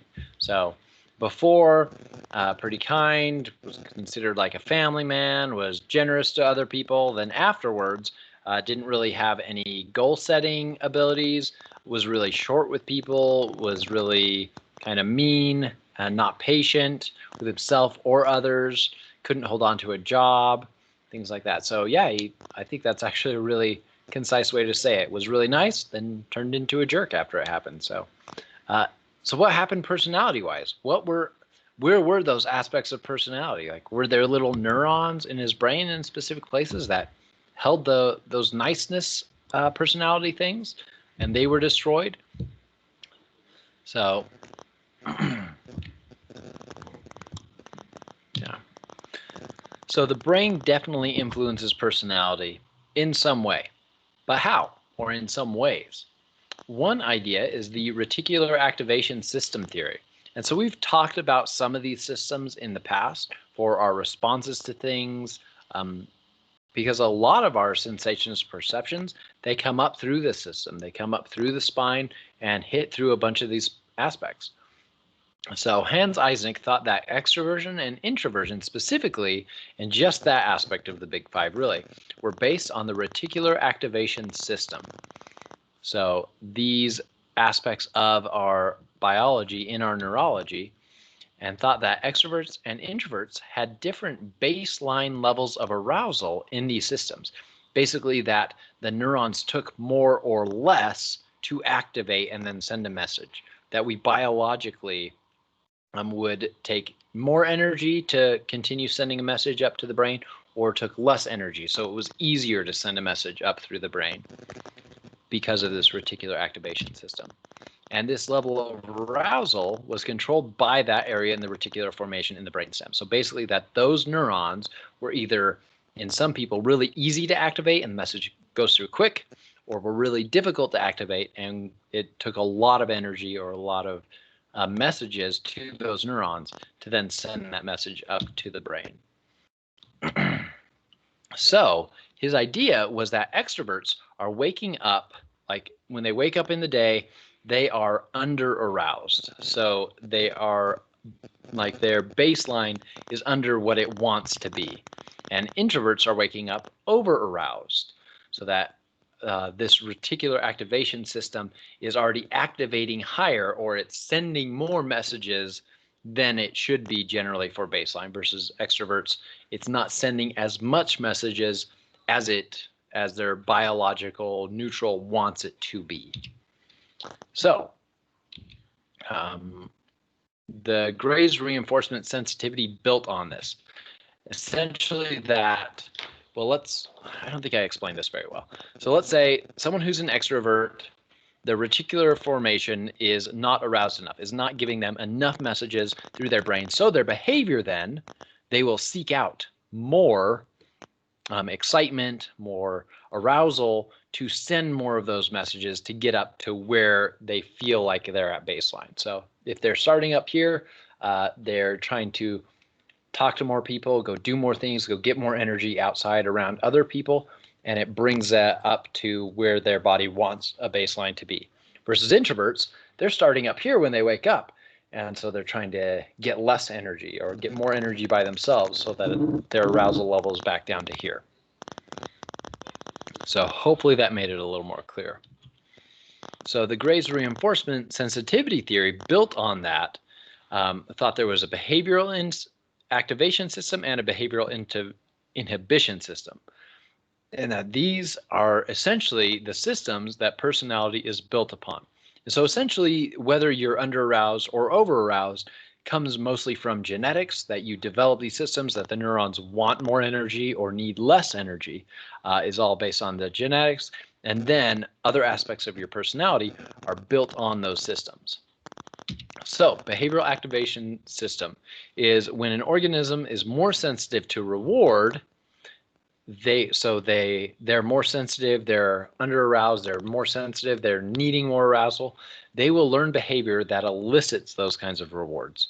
So you develop a personality type to be more extroverted, or to be, for some reason, all the other aspects of the Big Five just left my mind, to be more or less open. So in this case, probably more open. You will seek out things, you will be more open to things to elicit these rewards from your behavioral activation system versus a behavioral inhibition system. So if you have more of this behavioral inhibition system, you will be sensitive to punishments and will learn behavior to avoid those consequences. So if you're too sensitive, let's say, introversion, extroversion is a good example here. So if you're introverted, you might have more of this behavioral inhibition system, that being around people is too stimulating, is kind of punishing to you. And so you'll learn to do behavior like staying inside and reading rather than going out with friends, to avoid that consequence of being overstimulated, essentially. So with that, there's also the idea that certain neurotransmitters are relevant to personality too. So these are some theories of how genes might have evolved to, or we might have evolved specific genetic processes to develop our neurons in such a way that we're more or less sensitive, and that leads to some personality traits. Another idea is that neurotransmitters might be related to certain traits in the Big Five. So warm caregiving might be and does seem to be related to growth of dopamine-producing cells and receptors. So when we get secure attachment in childhood, when we have a lot of warmth and care and concern from a caregiver, this is definitely something that we see, is that people who do get that warm caregiving do produce more of these dopamine producing cells and receptors. So what does that mean personality-wise? So maybe if we have more or less of those, it might make the brain more or less sensitive to reward and makes extroversion more or less likely. So if you have more dopamine producing cells and you're just producing more dopamine as it is, maybe you need even more to get the feeling of baseline, or kind of that high that your brain is looking for, versus you need less if you have fewer of those, or something like that. So that basically the way you're developing, the way that your neurotransmitters work and exist and have developed in your brain will lead you to then be a little more extroverted or a little more introverted. So the amygdala and limbic system manage serotonin as well as many other neurotransmitters. So they might be a big part of this. So fewer connections between the limbic system and prefrontal cortex, plus a more persistent activation of the amygdala, leads to less serotonin, more negative mood, and it is correlated with neuroticism. So as well as both extroversion and introversion, if you have, so we've seen these relationships, so correlational studies have shown that if you've got more persistent activation of the amygdala, if you've got fewer connections between limbic system and your prefrontal cortex, and you have less serotonin, and you tend to have more of a negative mood, these are all really related to being higher on neuroticism. So the way that these systems are interacting, one affecting another, these bidirectional interactions, might be leading to some of these things that we then call personality traits: neuroticism, extroversion, introversion. So it's just kind of one way we've labeled the behavior that's really caused by this really complex set of interactions neurologically. This is definitely still an area that is alive and well with research right now. So probably a good one if some of the articles, honestly, on, say, amygdala, and the serotonin levels, neurotransmitters, and the neurology might have a lot of terms and information that's beyond what we've covered in the class. But you should still be able to understand pretty well introductions and discussions of these papers, as well as the abstracts. So it could be a good one for question papers even still. So some other biological perspectives are about genetics. So do our genetics lead to these reticular activation systems?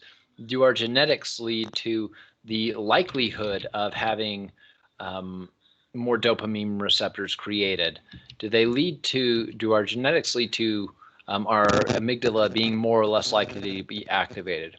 In some ways, it seems like it might hold a piece of these keys. So twin studies show about 50% influence of genes on the big five personality traits. So a not entirely accurate way to say this, a different way, would be that if you take twins, a group of 400 twins, about 50% of them will be the same on their big five, or really close to the same on their big five personality scores. So not entirely accurate way to describe those statistics, but just kind of gives you an idea. So about 50% of the variance, the unique input of genetics, or 50% of the influence on personality type and the big five, can be accounted for by your genetics. So most personality traits are probably influenced by multiple genes, which shouldn't be too surprising. We've talked about eye color being responsible from multiple genes. So it would be pretty silly or unusual, I think, to find that there's one gene that if it's activated, it makes you extroverted, versus another gene that if it's activated, it makes you introverted. So a lot of genes are probably influencing multiple of these different traits on the big five. Also, these big five traits are just kind of how we've described people's general behaviors. Like they're concepts or ideas that are kind of nebulous and we've made up to describe things that we observe. So it would be very strange to find specific genes that line up exactly with that trait that we've kind of named. With that, the data is correlational. Obviously, you're not going to be able to right now make clones and then experiment on them throughout their life to see how much this trait that you've genetically cloned into them is affecting their personality. Like, not ethical, very expensive as well. So that's you're not going to do an experiment. You're going to do correlational studies, look at twins that already exist, and try to figure out what part of their variance of their personality is based on these genes. So with that also means that because it's correlational, the biology and the similarities that we see in biology might not be causing the personality. It might be the personality causing the change in biology, or even an epigenetic change in how the genes are read, right? So even though we've talked about here the Gray's reinforcement sensitivity and the reticular activation system theory, even though we see this reticular activation, it might not be that the neurons being more or less active caused extroversion and introversion. It might actually be that someone who is extroverted has then trained their brain to want more arousal. So it could be coming one way or the other. Could also be different between different people. Maybe some of them, it was the biology led to extroversion, versus some it was the extroversion led to the biology. With that, some contributions of these biological perspectives are that it connects this field of personality really well to evolutionary psychology, animal learning study, developmental psychology, and obviously biology. Brain imaging has helped us learn a lot more about this. So imaging the brain to learn about personality has taught us a lot of other things about human neurology. Some criticisms may be that these biological differences, like I just mentioned, might be the effect rather than the cause of the personality change. With so many of these being correlational studies, it's hard to know the cause. These might be caused by a third variable, right? We've talked about that before, that just because these things are really strongly correlated doesn't mean that one causes the other. So in one of our first class periods, we talked about ice cream sales being correlated to violent crime. But really, it was a third thing, the heat, that was the cause or more correlated with selling more ice cream, as well as more violent crimes happening. So just because we see this strong correlation doesn't mean the biology is leading to the personality. The personality might be causing the biological change, or a third variable might be causing both of those changes. With that, all these things are still influenced by their context, so that social cognitive perspective still has some viability here. So yeah. So with that, let's talk about some personality assessments that you might be aware of. This is an example of one of the topics that you'll be looking into. The video earlier talked about some of the silly personality assessments you might come across in just doing day-to-day work. So like on Facebook, for example, you might see like a which Harry Potter character are you kind of quiz. But I just realized we haven't done a break yet. And so let's do a quick break and then we'll do personality assessments, and we'll probably actually, based on the time, we might even end early today. I'll have to look forward during the break and see if I want to jump into the next chapter if we do end early. But let's take a quick break. Let's be back at 8:52 and have a little break and then come back and talk about personality assessments.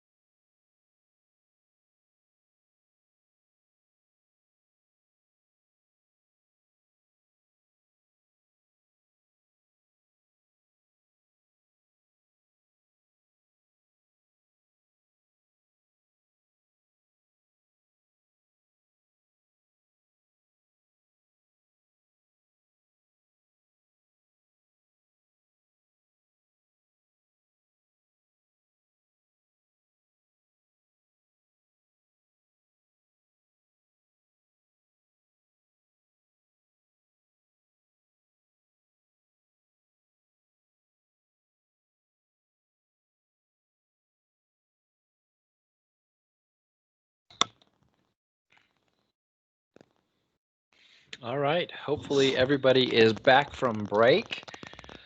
I do think we'll get through this section on personality assessment pretty quickly, and then I think we will start probably on the next chapter for a little bit, but not go too far into it, since you've probably not read the book in that section yet. Hopefully you have read the book for this section, though. All right, so personality assessment. So we started with Alport with thousands and thousands of traits, and now we have the big 5, which has 5 traits, and you're on a continuum on each one of those. And then we have the Myers-Briggs personality test, and there are even others. So with that, most personality assessments are self-report tests, but there are some that are done by clinical psychologists that they will ask you questions kind of as an interview, or that they will even have you draw something and kind of give a personality assessment based on that. So let's talk about some of those.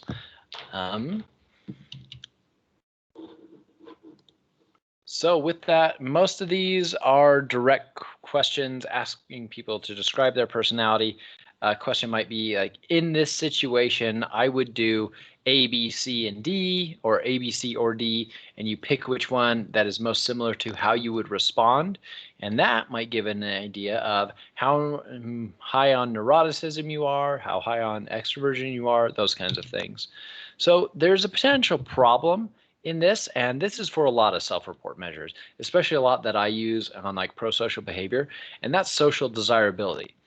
So when you have a question that says, I am lazy at times, answer between strongly disagree and strongly agree, well, you might not want to seem like a lazy person. So even though you might strongly agree to that, because who isn't lazy at times in their life? I mean, if you're not lazy at times in your life, good job. I've definitely been lazy at times. So should I put strongly agree, or should I put slightly agree, or should I put neutral because I feel like maybe I'm about as lazy as other people? So there is that potential for social desirability, for me to look like I'm a little better.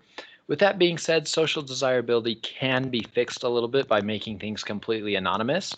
So if I was answering this question for you students specifically, or for, say, a boss who maybe I don't want to seem lazy for, I might be socially desirable to want to say something that they would desire, right? So that can be a problem, but if it is anonymous, that takes away some of that problem for sure. There are other ways to get around social desirability. You can validate a scale with social desirability in mind. For example, there are social desirability scales that ask questions that people will tend to answer in socially desirable ways if they care about their social desirability. So you'll see like, oh, this person answered all the social desirability questions really high on the social desirability. Then you might just throw out their data. There's other ways to deal with that data too. So ask people with known traits different questions. So if you know there's a person who everybody around agrees is a really pro-social, helpful person, is one way that this is done in moral development and pro-social behavior research. You ask friends and neighbors, classmates, teachers, say, hey, will you nominate someone who you think is the most pro-social, is the most moral, is the most bestest helpful person that you know? And so when everybody says, hey, that person is definitely the most helpful person I know, then you can say, okay, so this person must have the trait of helpfulness. Then you ask them survey questions and you know, okay, they already have the trait of helpfulness. How do they answer these questions? It gives you some ideas too. The MMPI is the Minnesota Multiphasic Personality Inventory. It is a personality assessment that is pretty widely used in research and is a self-report personality assessment. The first version had 567 questions, and that's items. So 567 individual questions to get a sense of not thousands of personality traits, but closer to like 40-something personality traits. Currently, it's on the MMPI-2, so there's a newer version. It is shorter. It is looking for fewer characteristics. And then the MMPI-2RF is only 338 items. So mostly this is used to look for various clinical diagnoses. So the MMPI-2RF cuts out scales for paranoia, social introversion, and hypochondriasis. But the MMPI is one that can be used as a clinical assessment to try and figure out this person who just came to me as a clinical psychologist, what kinds of problems might I be looking at helping them through, kind of thing. So it is one of the most commonly used clinical assessments that's currently available. Well, not really available. Lay people, I don't believe, have access to it at all. You have to be a clinician with a license to be able to access all the questions. So the Big Five, though, you can do that one, but that one's more used, more general behavior prediction rather than looking for as a clinical assessment. So it is a good assessment of abnormal personality. Clinicians use them. Sometimes they're used for prisoners or assessing criminal risk as well. MMPI has been used in hiring decisions as well.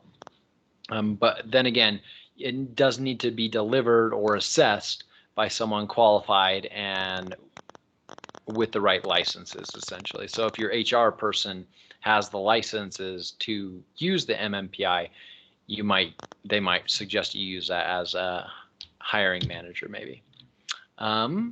So this video, I didn't double check what this video is about, but I think it only focuses on the MMPI. It might be the next video that I wanted to cover, though. So I'm going to pull it up really quickly.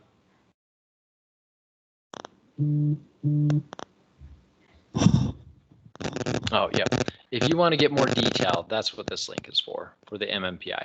But we don't really need to go into that. I do want to show a video later on of some examples of projective tests.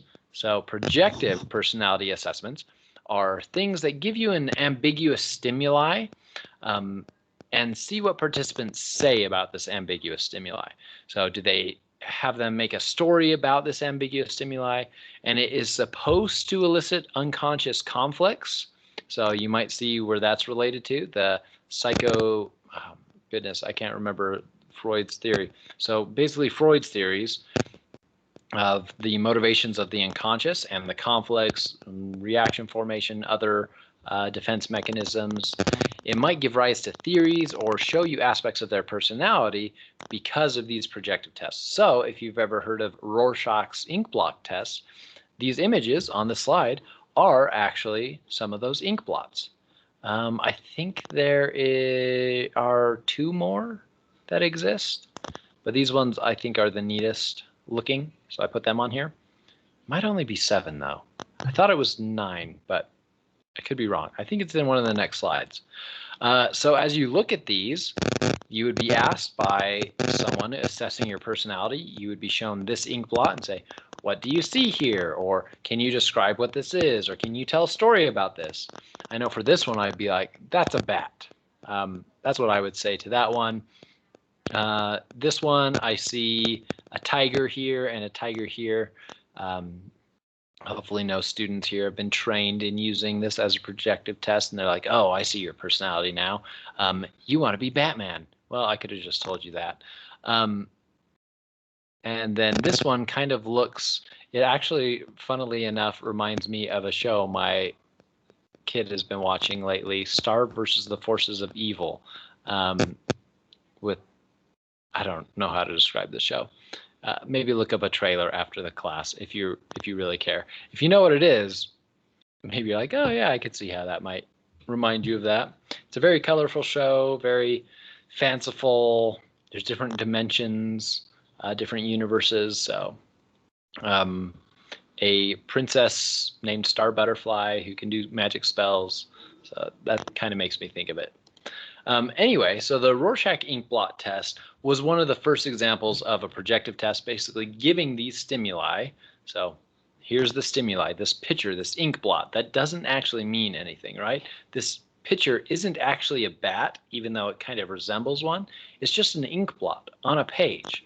This is just an ink blot. These aren't actually like lions or tigers or whatever. So, but with describing them, you might reveal something about your unconscious motivations or your unconscious thought processes, or something about your personality, especially if you see consistent responses across these different questions. So it is not a very reliable assessment, and doesn't often give really accurate results about personality or dysfunction. So it has fallen out of favor, especially since all of the ink blots have been published. I've literally put some of them on the slide here. So it isn't as good of an assessment because it's been seen in media so many times. People have their own perceptions of it, and it didn't seem to be reliable even before that either. So it can be used in clinical practice. Some clinicians might still use it, probably not as an actual assessment, but as a way to kind of get a participant or a patient talking about things, telling stories, and in doing that, in getting a person to open up and talk, they might reveal things about themselves. Not necessarily like their unconscious motivations, like Freud might have thought, but just a little bit more about themselves, get more comfortable with therapists. So it is occasionally still used in clinical practice in that kind of format. So let's watch this one to see some other examples of projective tests, because I think these are some of the ones that people think of when they're thinking about personality assessments, that the Myers-Briggs, Big Five, these are things that people have heard of.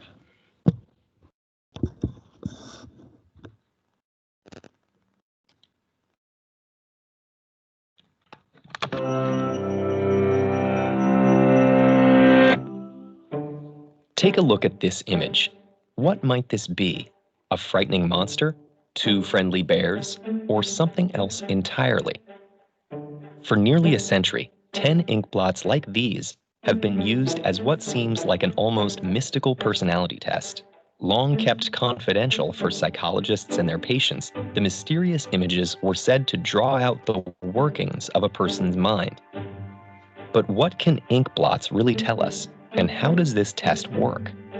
Invented in the early 20th century by Swiss psychiatrist Hermann Rorschach, the Rorschach test is actually less about the specific things we see and more about our general approach to perception. As an amateur artist, Hermann was fascinated by how visual perception varies from person to person. He carried this interest to medical school, where he learned all our senses are deeply connected. He studied how our process of perception doesn't just register sensory inputs, but transforms them. And when he started working at a mental hospital in eastern Switzerland, he began designing a series of puzzling images to gain new insight into this enigmatic process.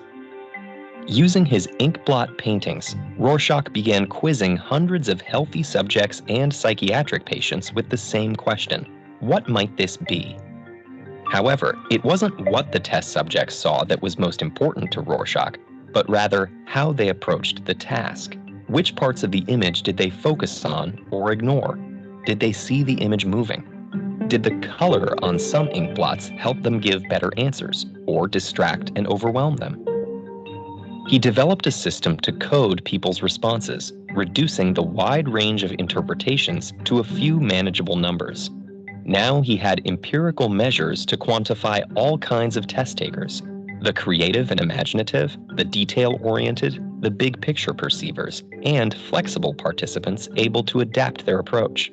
Some people would get stuck, offering the same answer for multiple blots. Others gave unusual and delightful descriptions. Responses were as varied as the ink blots, which offered different kinds of perceptual problems, some easier to interpret than others.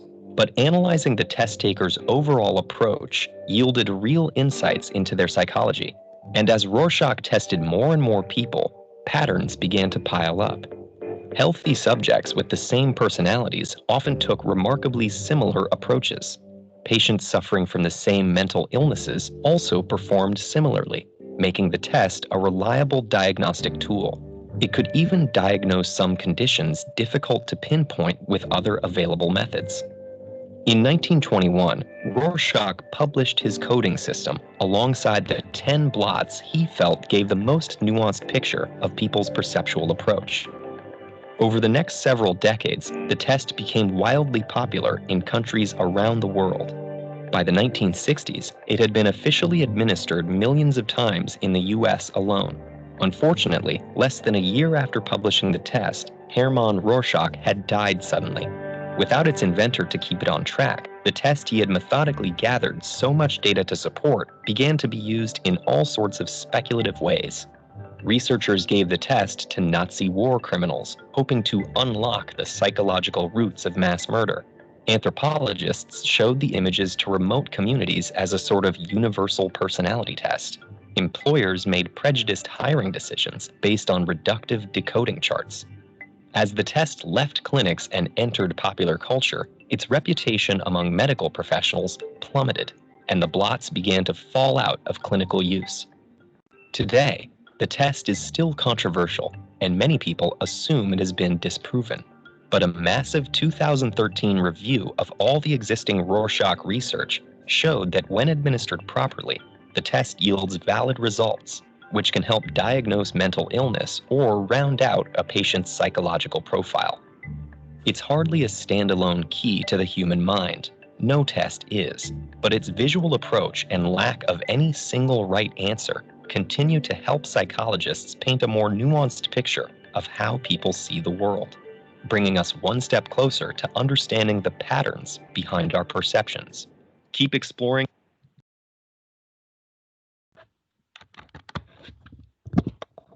So an interesting test. And other projective assessments, I wonder, because a lot of these projective assessments have kind of fallen out of favor in use.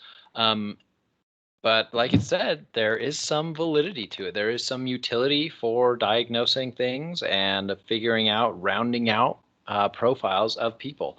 It shouldn't be used as a one and only test to understand people or diagnose them, obviously. We've got a bunch of different assessments. It's always better. Any given personality assessment is kind of like one doctor's diagnosis you can think of. If you've got one doctor diagnosing you with something and you want to get a second opinion, and that second opinion also diagnoses you with that same thing, you can be a lot more certain that that's probably what the problem is.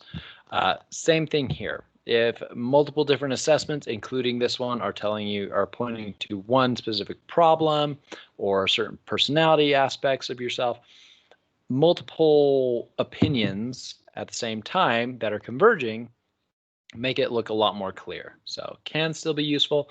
Other projective assessments, there's one called the House Tree Person. I actually learned how to administer the House Tree Person in my internship during undergrad. Essentially, you ask a person to draw a picture of a house. It's essentially all that you give them. If they ask questions, there's some responses that you give to them, basically giving them freedom to draw the house however they want, use color, not use color, whatever they want to do. Also, you ask them to draw a person. So they might ask questions. So there's a couple specific responses you might give, and then a tree as well. Ask them to draw a tree. And based on what they put into those, you might ask them questions to describe what certain things are. And there's a coding system similar to Rorschach's coding system, where you kind of code and say, okay, so they've put these things in all their pictures. These things were dark and heavy, or the person looks mean, or the house has a lot of smoke coming out of a chimney, things like that. That might suggest aspects about their personality. The House Tree Person, since using it, I've actually gone and looked into the research on it. It wasn't actually a very valid test, but it was a fun one. It was an interesting one to do. Look at different people's pictures of trees and houses and people, and feel like you were getting a picture of their inner mind. So it's definitely, I understand how it can be, I don't know, it feels like you're unlocking something about a person. So I can see how some of these aspects of psychology have kind of remained for so long with projective personality assessments. Some other methods to assess personality are observation. So you might say, oh, well, that makes a lot of sense because we saw in the weeks on development, secure attachment and the strange situation, kind of doing that same kind of thing to look for personality traits. Cognitive assessments as well. So looking at attention and memory and correlating that with personality. So giving memory tests specifically or giving attention tests specifically. Getting ratings from friends, parents, peers, and teachers. So if everybody who knows you says you're a very extroverted person, that's probably pretty accurate. Then everybody thinks you're extroverted. They're probably right in the way that they think about extroversion. So brain imaging, skin conductivity, heart rate, all of these have been used to look into personality. So personality assessment is a pretty broad field. Right now we have like the MMPI-2. That's a really popular one for clinical assessment. We have the Big Five. That's a pretty big one for a lot of general assessments, correlating to a lot of different things in human research. So for this, I wanted to do a couple quick self-report personality assessments. So one of those is a creativity scale. This one's nice because it's really short. I want you all to do this creativity scale to put essentially what you're going to do is answer each question from strongly disagree to strongly agree, and then get an average of your score. So if you scored 5 on all of them, obviously your average would be 5. 4, 5, and 6, your average would be 5. So get your score and so do this the creativity scale. Then we've got one other scale to do just to get a sense of a specific trait. So creativity scale is looking at a specific trait of creativity and ask questions about that. And it is a valid one that's used right now. So yeah, do the test and then we'll talk about it. I'll give you a couple minutes to do that.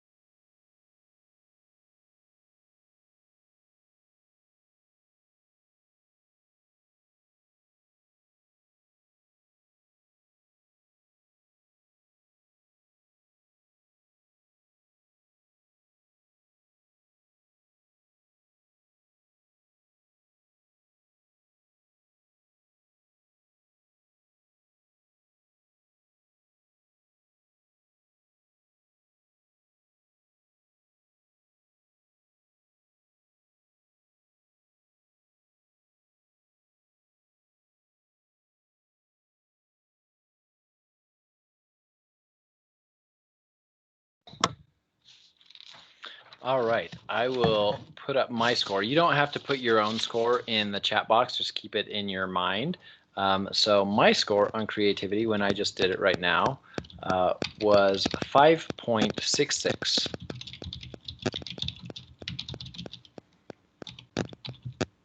So as we do that, think about some of the things we've talked about.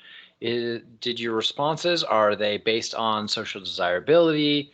Were any of the questions confusing to you? Might you have been like, well, in some situations I'm like this, in others I'm like this. So think about these questions because this is used in research right now. I didn't just make this creativity scale up.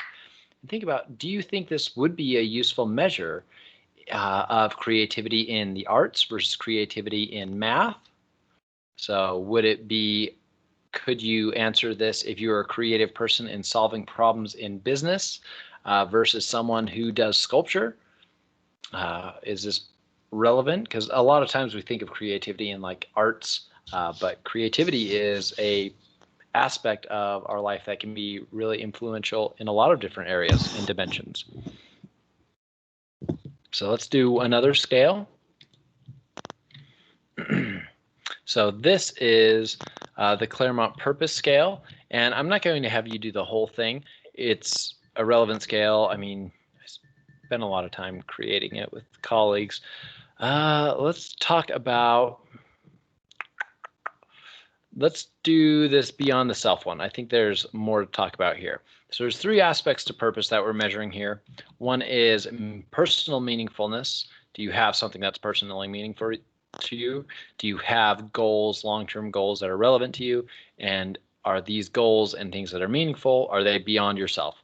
So let's answer these. Essentially, these answers on this side are coded as 1, 2, 3, 4, and 5.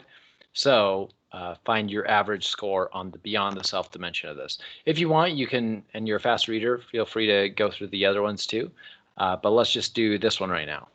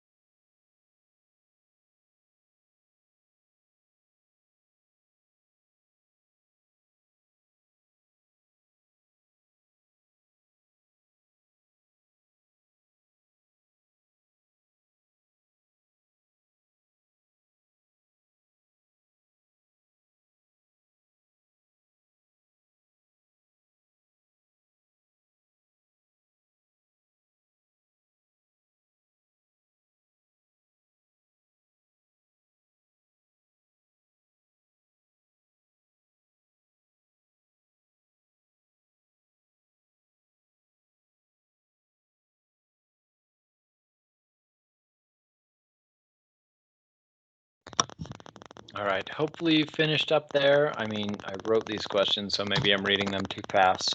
But hopefully I gave you enough time there. My beyond the self purpose score here is 4.5.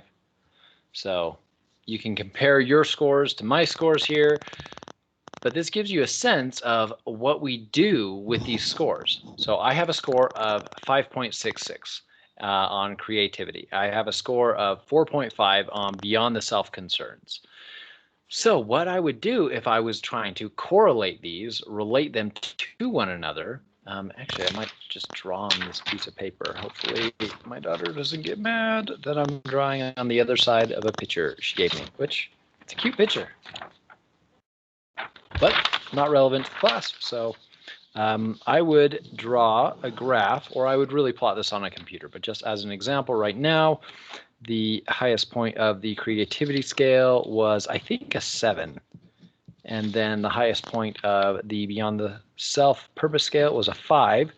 So my score was 4.5 on purpose and 5.66 on creativity. So if I was to plot my score on a graph, it would be about right there. So hopefully you can see that well enough. I know this box is smaller, like the box of my face is smaller than the displayed slides, but I would plot myself here. Maybe your score would put you up here. Maybe your score would put you over here. Maybe your score would put you over here, or over here, or over here. So if we plotted everybody here in the class, I haven't ever checked this relationship between creativity and beyond the self concerns, but I would suspect that we'd probably find a correlation somewhat like that. So well, probably broader than that, probably wider than that. Probably a weak positive correlation is my guess, just knowing what they're related to and what creativity is related to. So what purpose and creativity are related to. But that's what you would do with each of these scores. You would plot them on a graph like that. You would ask a computer to find you the correlation. What is the relationship between the personality trait of creativity to the beyond the self concerns you have towards purpose in life? So you could get that number and say, oh, they're really strongly positively correlated. And that would let you know, oh, well, maybe these have some common antecedents or share some other common things, or maybe they're not related to each other at all. This is what a lot of researchers do to try and find the relationships between different variables, between personality and grades, or personality traits like extroversion, introversion, neuroticism, openness, to things like prosocial behavior. So hopefully gives you a better sense of what we do with these scores. So another good thing to use is actually the VIA survey of character strengths. So I mentioned it near the beginning of class that while personality traits we think of as these enduring things, character strengths are a little different. They can be used differently in different situations. So it's kind of taking that social cognitive perspective in that we have these characteristics that could be strengths to us. So if you want to, the VIA, or the Values in Action survey, is fairly long. There's 240 items. Here's the link to it. You can take it for free, and you can get 24 strengths of character. It shows you basically what are your strongest character strengths and weakest. So it's just another example of how personality theory is used today. So characteristics aren't the same as what Alpert would have described as personality traits. This is definitely outside of what the biological theories from personality are, but a good assessment if you're interested in learning maybe a little more about yourself and maybe about what some of your strengths are. It is really related to other aspects like purpose in life, creativity, and these character strengths might be useful. You might want to know. Questions about personality assessment or personality in general. Like I said, and hopefully you've seen, it's very related, especially now what we understand, to the situational pressures. Even if you have certain traits in any given situation based on the strength of the situation or the groups, it might lead you to behave in different ways. So it's really related and kind of been absorbed in some ways by social psychology. So questions, though, about personality in general, and what we've talked about today. Hopefully also doing these scales shows you some of the weaknesses as well as some of the strengths about doing a personality assessment and reporting on yourself. If the questions aren't clearly written, you might, vitality scale, we didn't do that one. Another relevant one. This one tends to be highly correlated with the creativity scale, the vitality one. But hopefully it helps you know a little bit more about how these personality assessments are used and maybe see firsthand what some weaknesses are with trying to assess personality as well.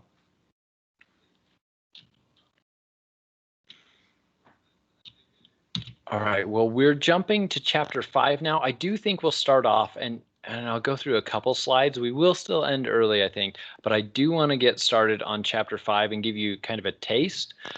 Probably none of you have read any of chapter 5 yet. Hopefully some of you have read some of chapter 10. But chapter 5 is about learning. So there's a lot of theories of learning. One of the main focuses of the chapter is conditioning, which we have mentioned today with behaviorism. I don't know, it's late. It's already about 9:30.